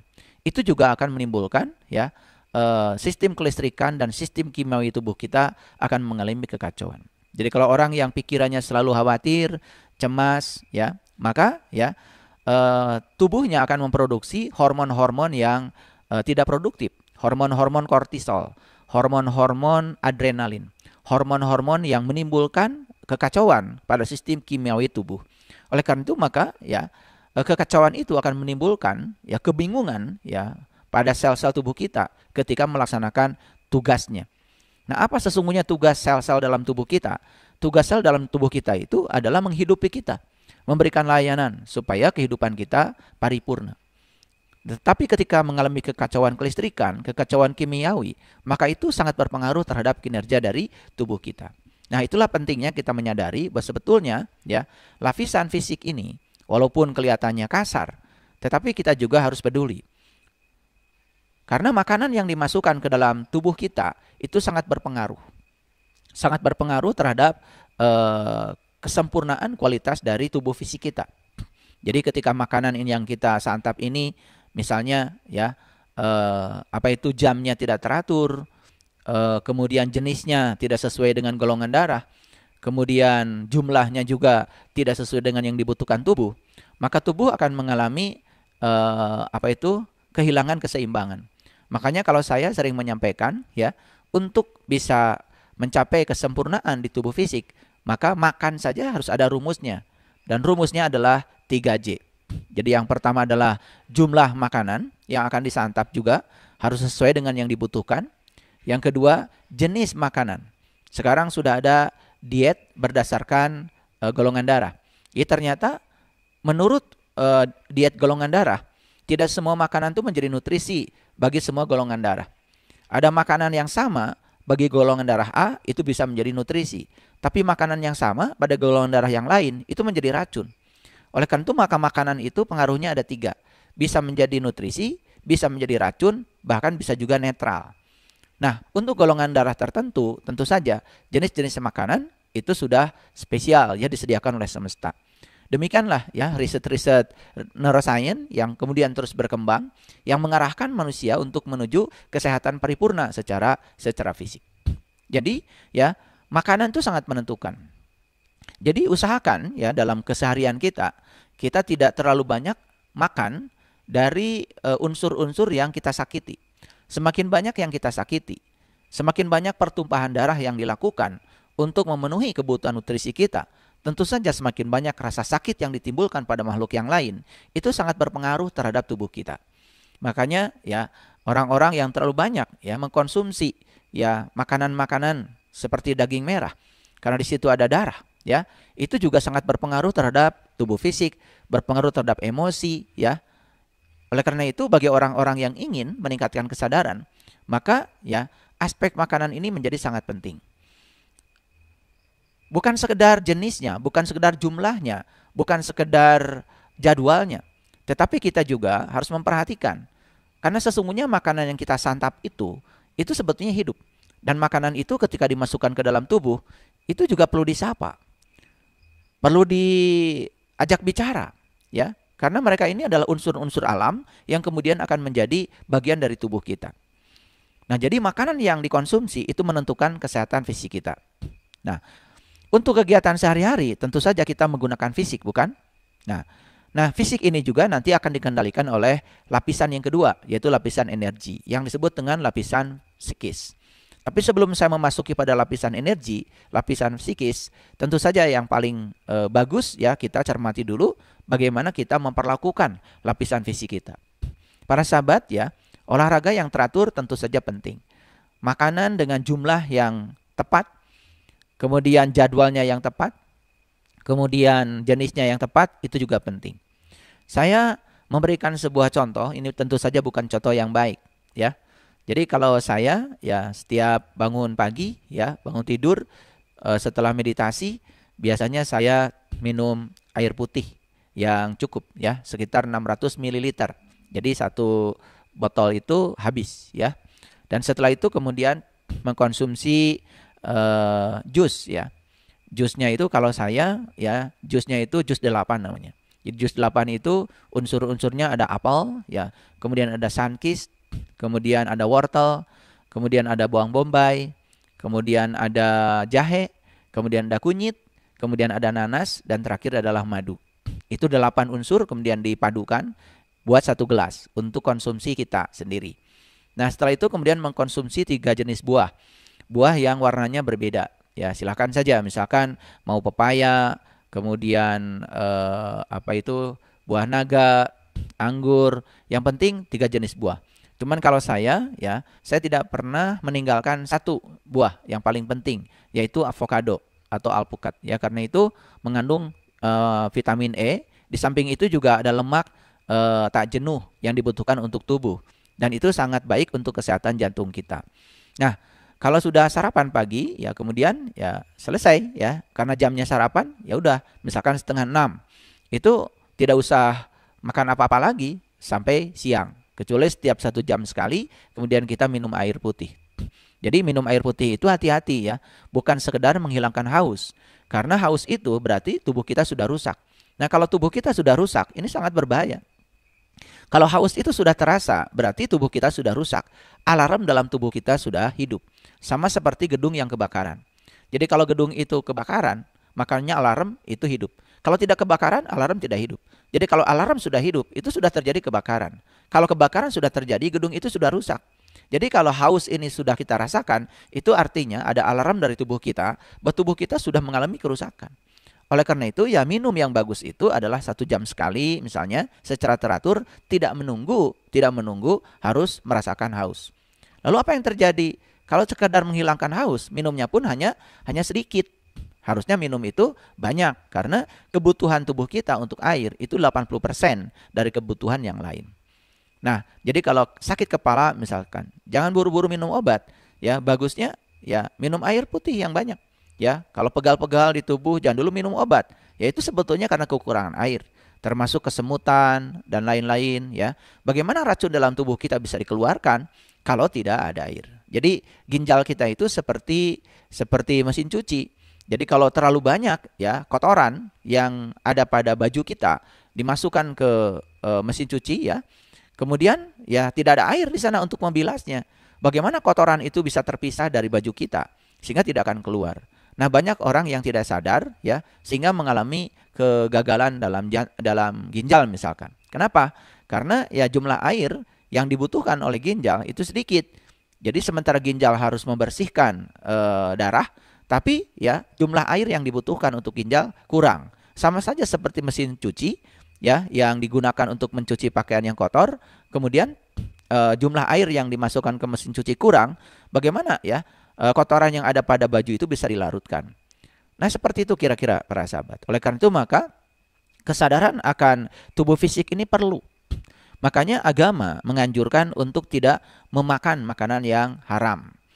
Itu sebetulnya pesan spiritualnya supaya tubuh fisik ini itu paripurna. Tidak boleh memakan yang bukan haknya. Ya, walaupun haknya harus dikeluarkan dulu bagian yang bukan haknya.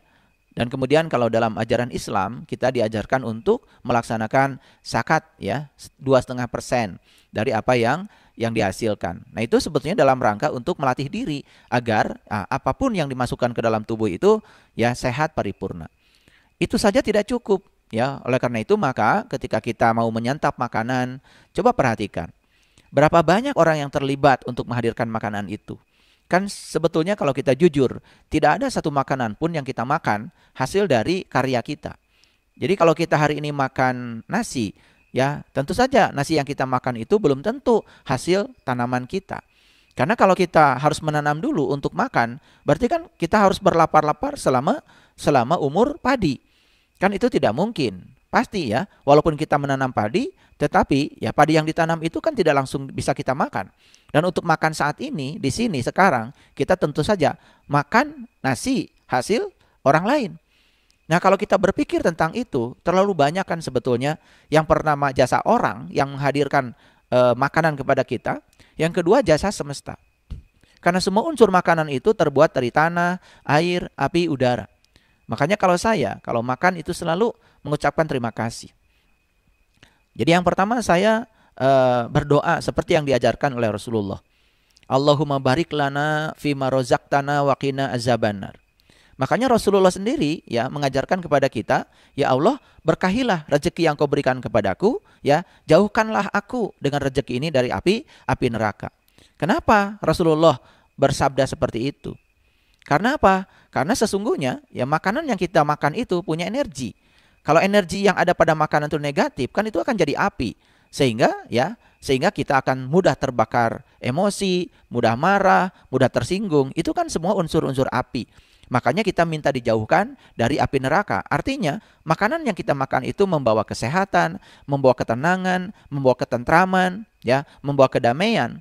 Nah, bagaimana caranya supaya makanan yang kita santap itu membawa kedamaian pada diri kita? Tentu saja, ya, sebelum makan ajak dulu bicara. Kalau saya setelah doa yang tadi kemudian saya mengatakan, ya Allah, berkahilah rezeki yang Engkau anugerahkan kepadaku dan manunggalkan rezeki dengan tubuhku sehat, kuat, sempurna. Jadi manunggalnya ya makanan dengan tubuh ini, kan makanan yang kita makan itu akan menjadi darah kita, daging kita, akan menjadi organ tubuh kita. Itu yang tidak disadari. Bahwa semua unsur-unsur yang kita makan akan menjadi bagian dari organ tubuh kita. Akan menjadi bagian dari diri kita. Waktu di piring dia masih alpukat. Tapi setelah ke tubuh kita dia akan jadi daging kita, darah kita. Itu yang tidak disadari. Bagaimana mungkin seseorang ya mau memiliki tubuh yang kotor dari makanan yang kotor? Kan tidak mau. Ingin memiliki tubuh yang sempurna, ingin memiliki tubuh yang paripurna, ingin memiliki tubuh yang bersih, yang sehat.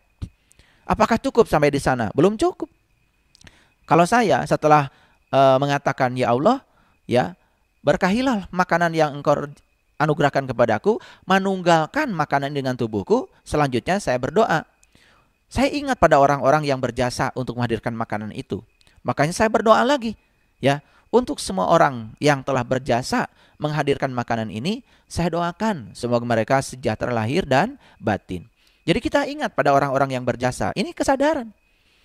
Selanjutnya setelah itu, saya juga sadar bahwa makanan ini tidak datang begitu saja. Karena petani itu kan cuma menanam. Tetapi yang menumbuhkan siapa? Yang menumbuhkan Allah. Lewat tangan-tangan Allah. Tangan Allah untuk menghadirkan makanan ada 4. Yang pertama tanah, yang kedua air, yang ketiga api, yang keempat udara.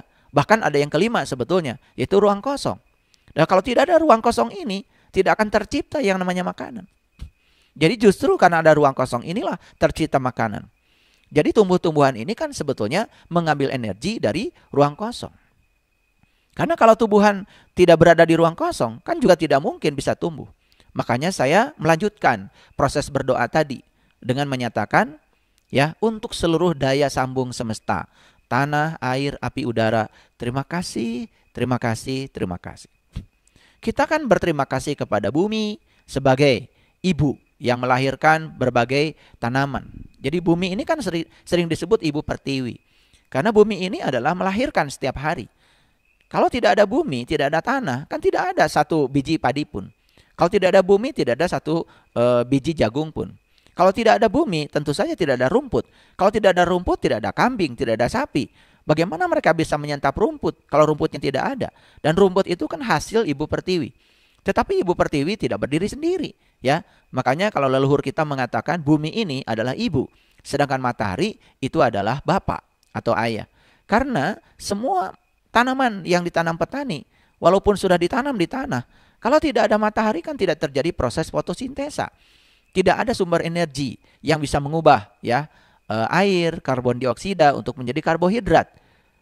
Dan efek sampingnya kan dihasilkan yang namanya oksigen. Dan oksigen itu dihasilkan tumbuhan, itu karena ada proses fotosintesa. Luar biasa bukan para sahabat? Jadi kalau kita lihat bagaimana terciptanya rantai makanan, itu sebenarnya sangat rumit. Tetapi kita kadang-kadang sombong karena merasa punya uang, lalu kita bisa membeli makanan, rasanya dengan uang kita berkuasa bisa menghadirkan makanan. Padahal uang itu tidak ada artinya kalau makanan itu tidak ada. Pernah ada kasus, ya, akhir-akhir ini, ya, di kampung saya, ya, beras tidak ada. Jadi saya punya adik di kampung, saya sudah kirim uang. Setelah dikirim uang pun kemudian adik saya mengatakan, buat apa uang, katanya, kan berasnya juga tidak ada yang mau dibeli. Coba betapa tidak berharganya uang ketika yang mau dibeli tidak ada.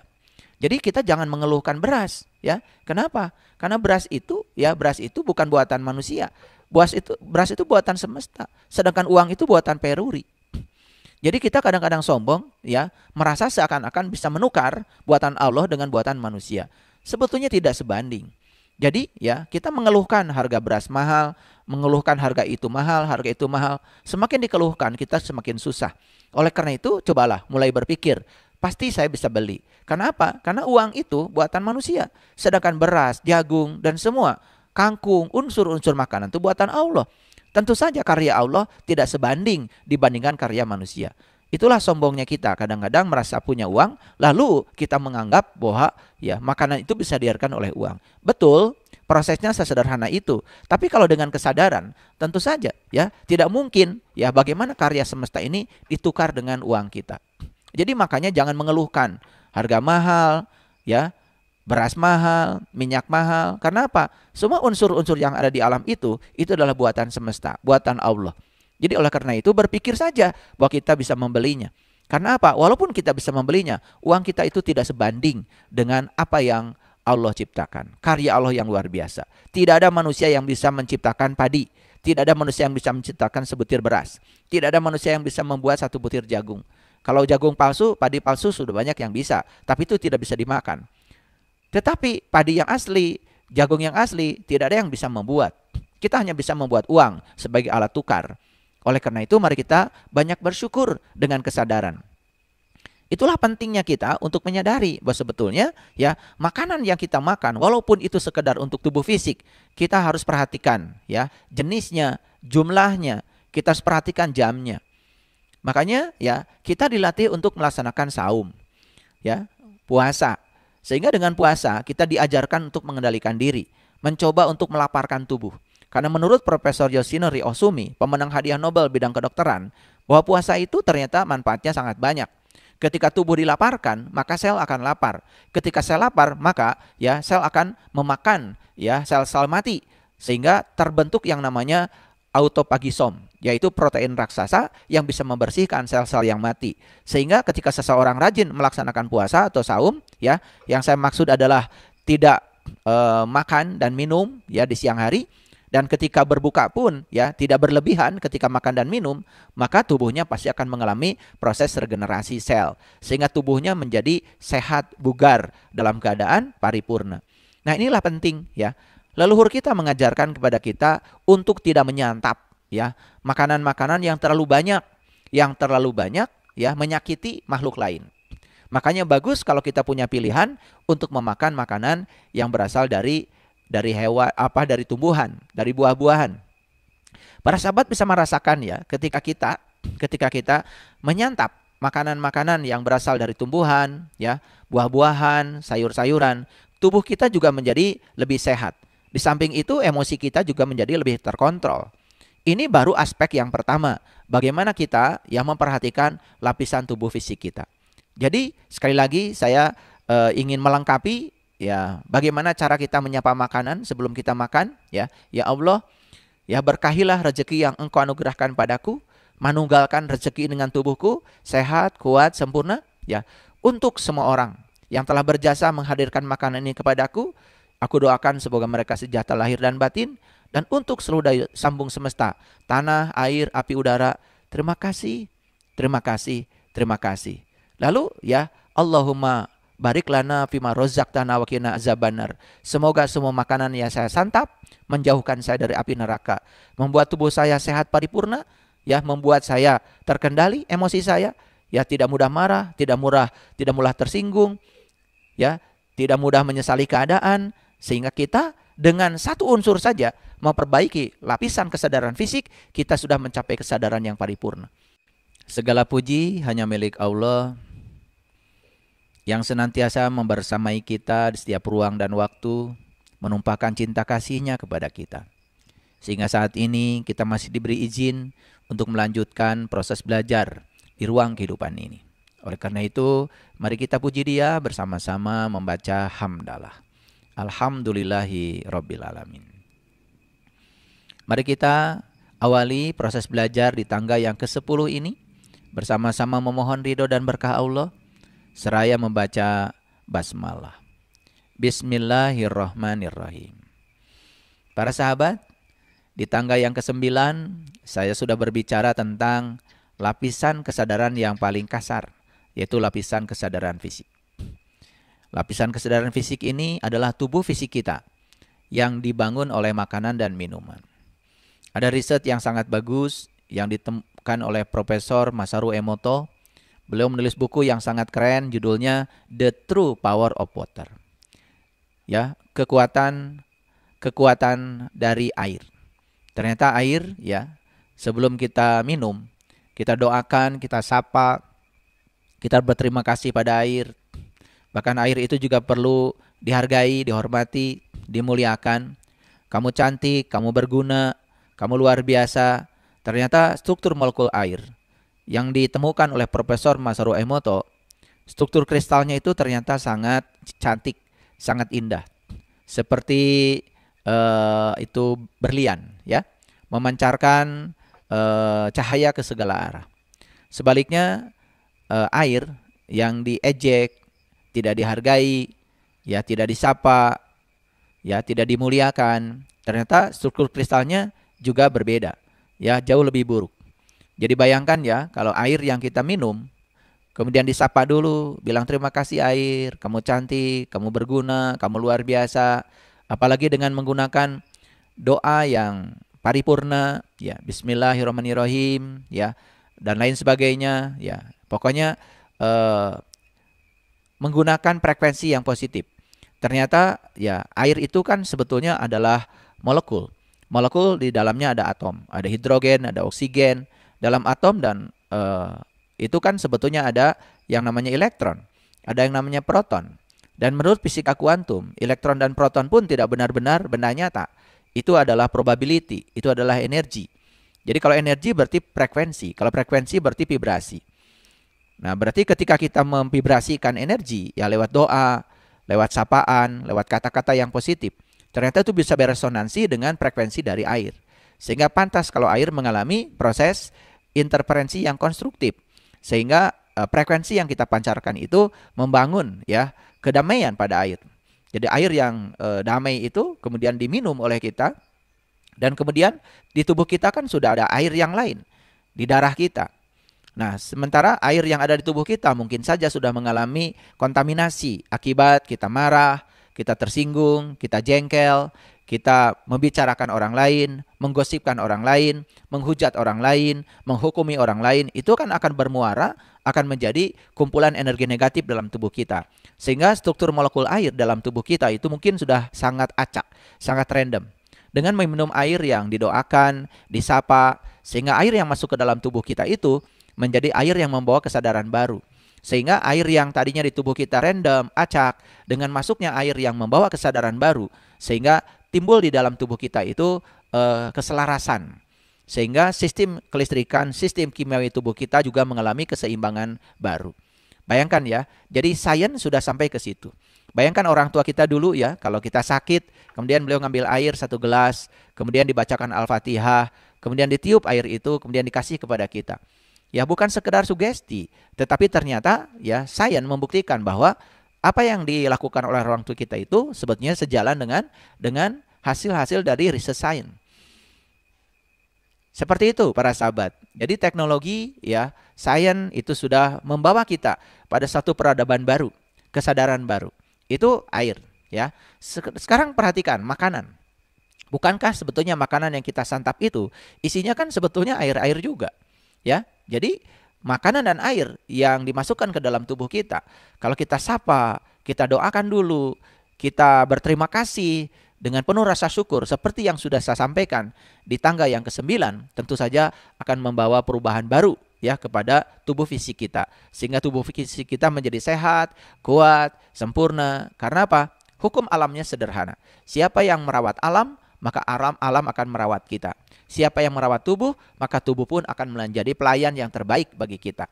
Nah, ini barangkali sebagai prolog dari saya di tangga yang ke-10 melanjutkan apa yang sudah saya sampaikan di tangga yang ke-9.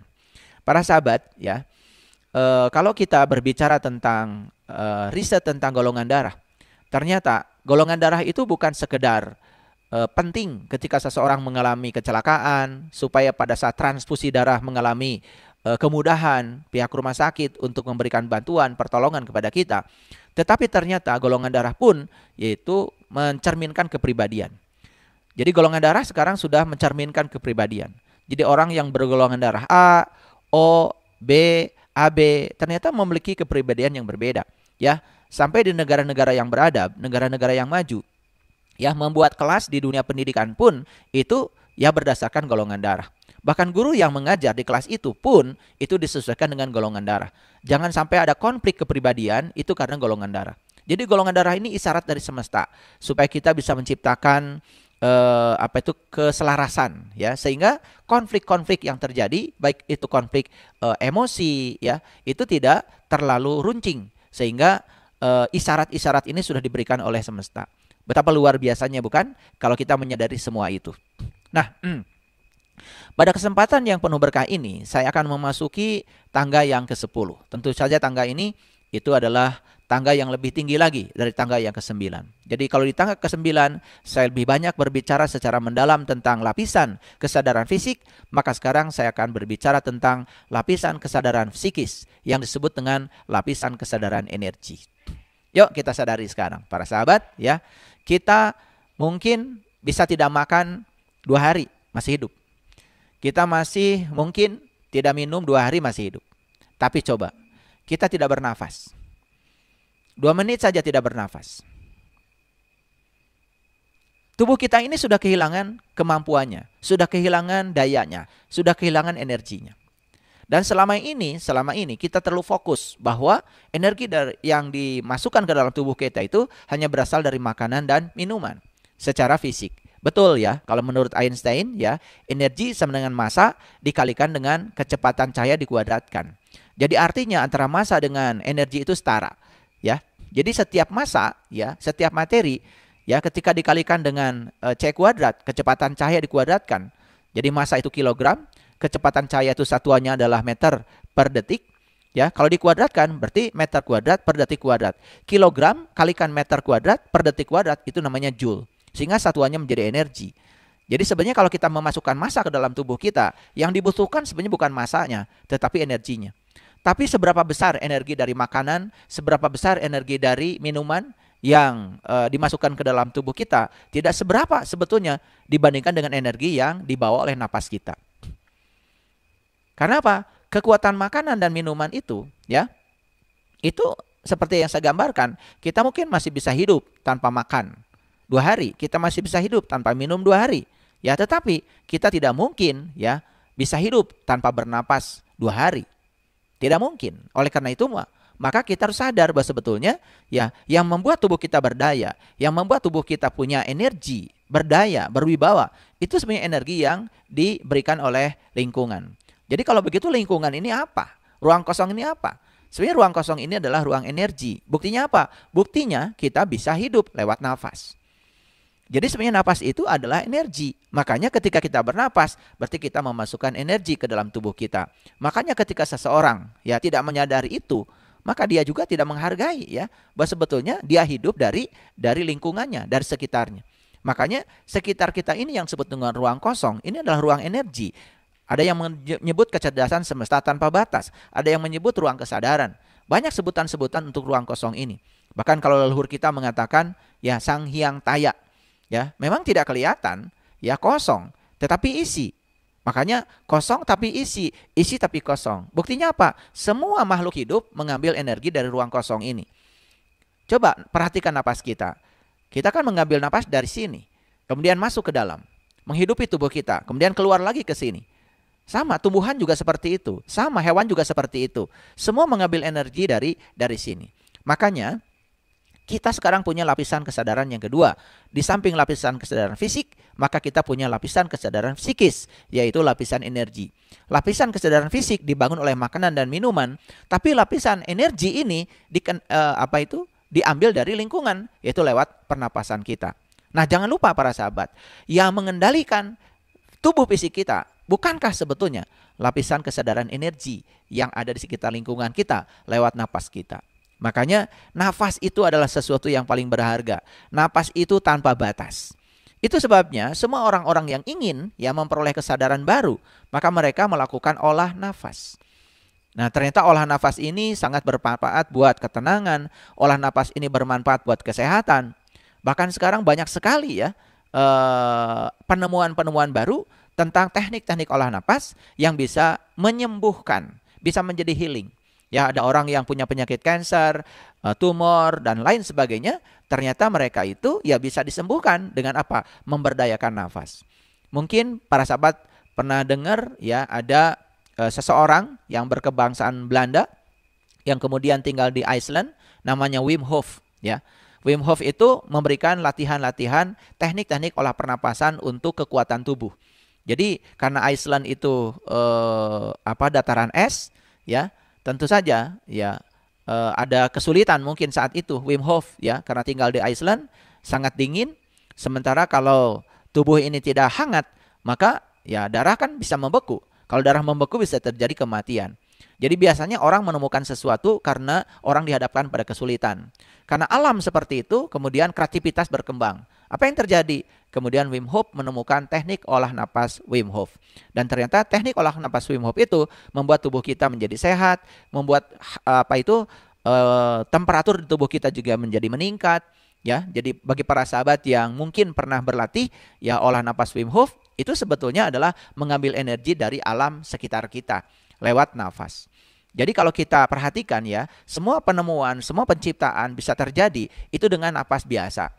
Napas alami. Bayangkan ketika seseorang bisa memberdayakan nafasnya, ya, bisa menarik sebanyak-banyaknya, ya, energi yang tersedia dan berlimpah di sekitar dia ke dalam tubuhnya, maka dia akan mengalami kekuatan. Makanya jangan heran, ya, di bela diri, ya, yang diberdayakan nafas.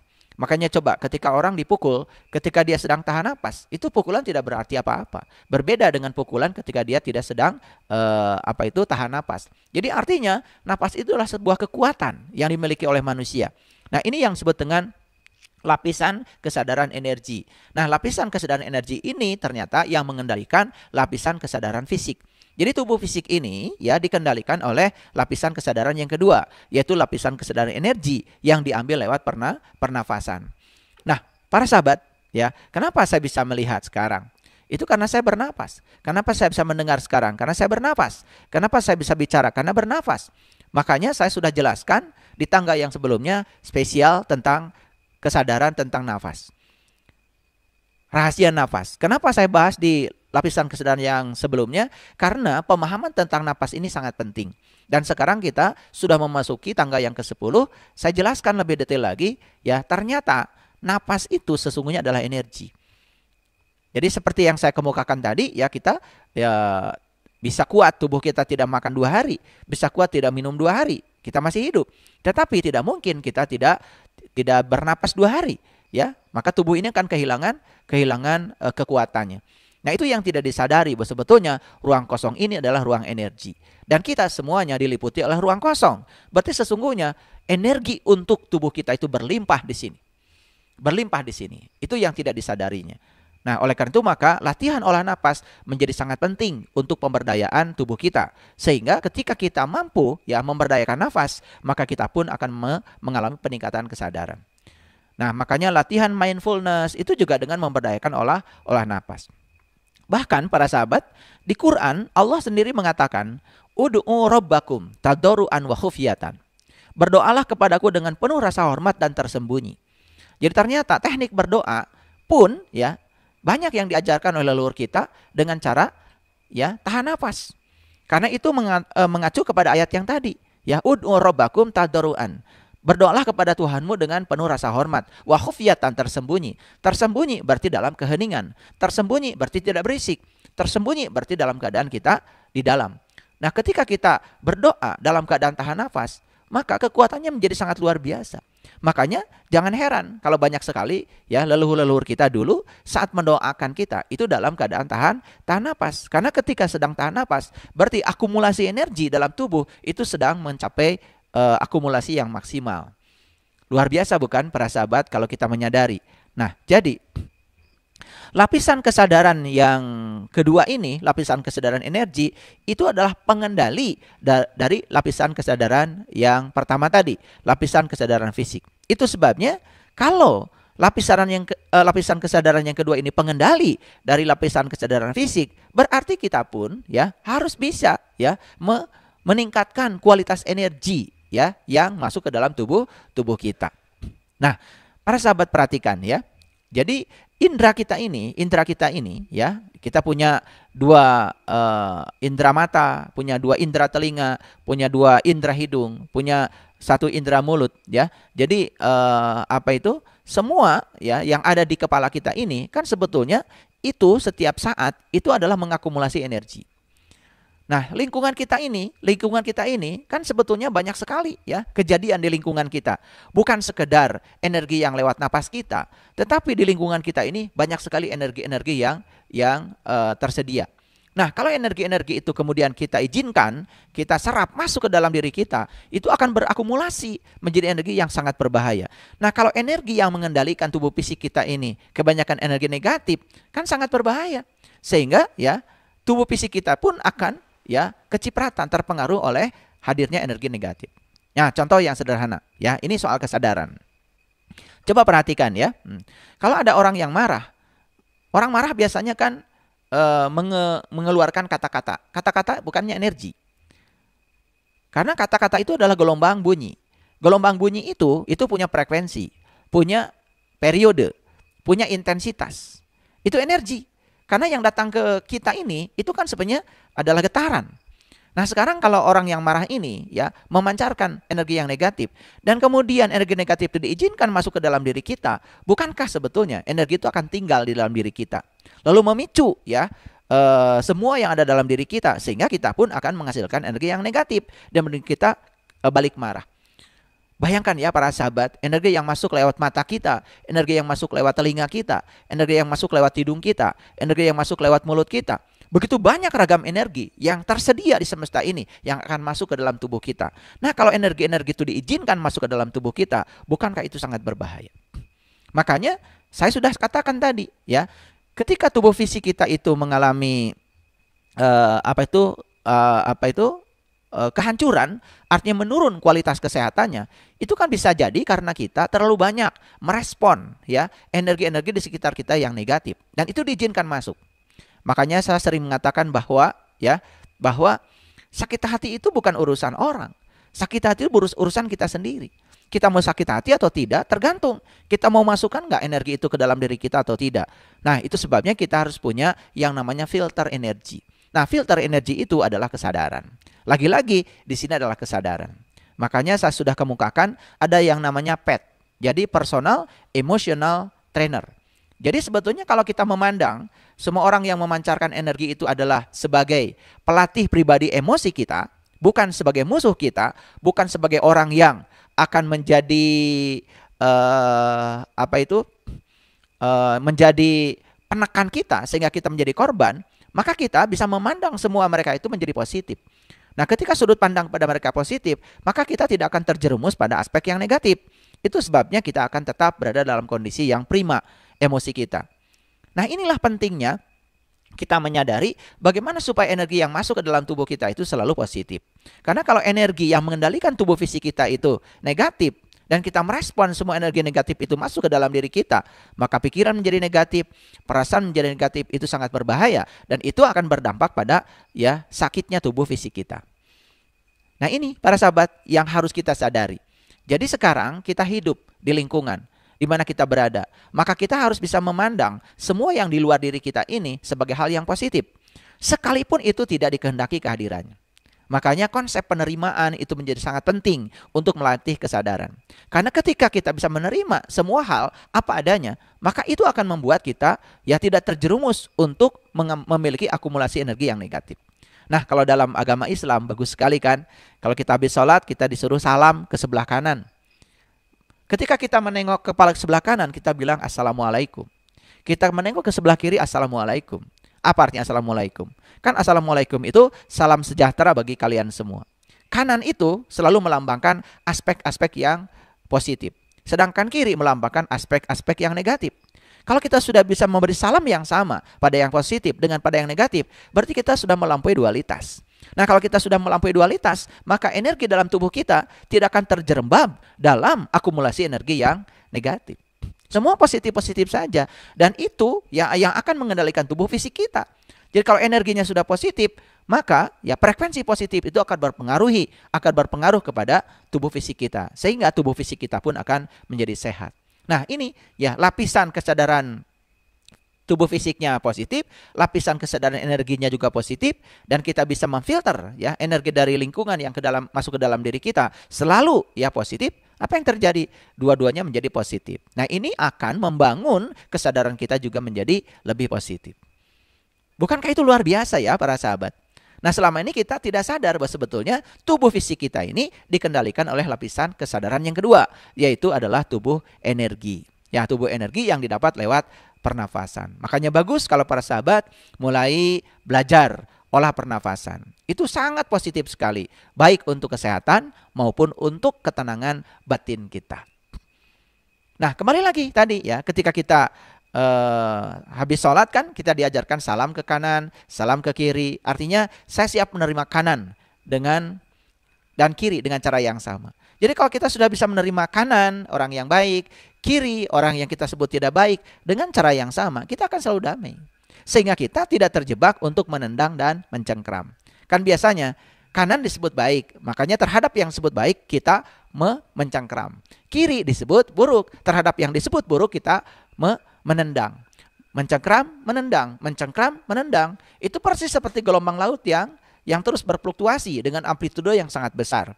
Dan itu memberikan gangguan kepada tubuh kita, ya, kepada tubuh kita. Coba ya, kalau ketika seseorang sedang marah, perhatikan ya, jantungnya berdebar-debar, napasnya jadi pendek.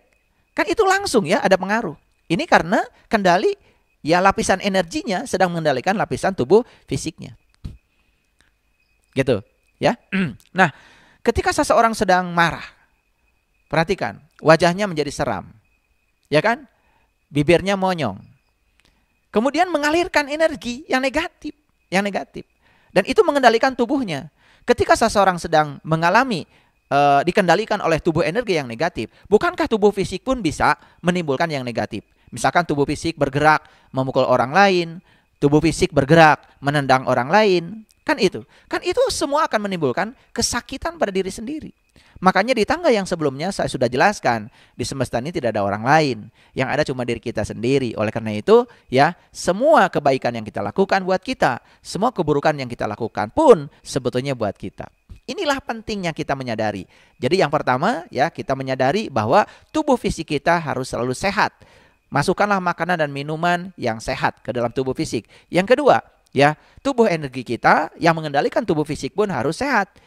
Sehingga energi dalam tubuh ini mengalir dengan baik. Itu sebabnya, ya, kita harus punya filter agar kita bisa memasukkan semua yang positif dari luar ke dalam diri kita, sehingga akumulasi energi yang positif semakin besar, itu yang akan mengendalikan tubuh fisik kita. Sehingga energinya menjadi positif, tubuh fisik pun menjadi positif. Nah, inilah, ya, kesadaran yang perlu kita bangun. Ini kita sudah masuk kepada lapisan kesadaran, tangga kesadaran yang ke-10, maka kita harus lebih waspada lagi. Nah, kalau kita bisa tekun, ya, menyadari ini semua, maka perhatikan, ya, kita akan mengalami kedamaian, ketenangan, keberlimpahan, hidup kita menjadi sangat tenang, ya, karena ketenangan itu sudah luar biasa untuk menyelesaikan segala permasalahan hidup.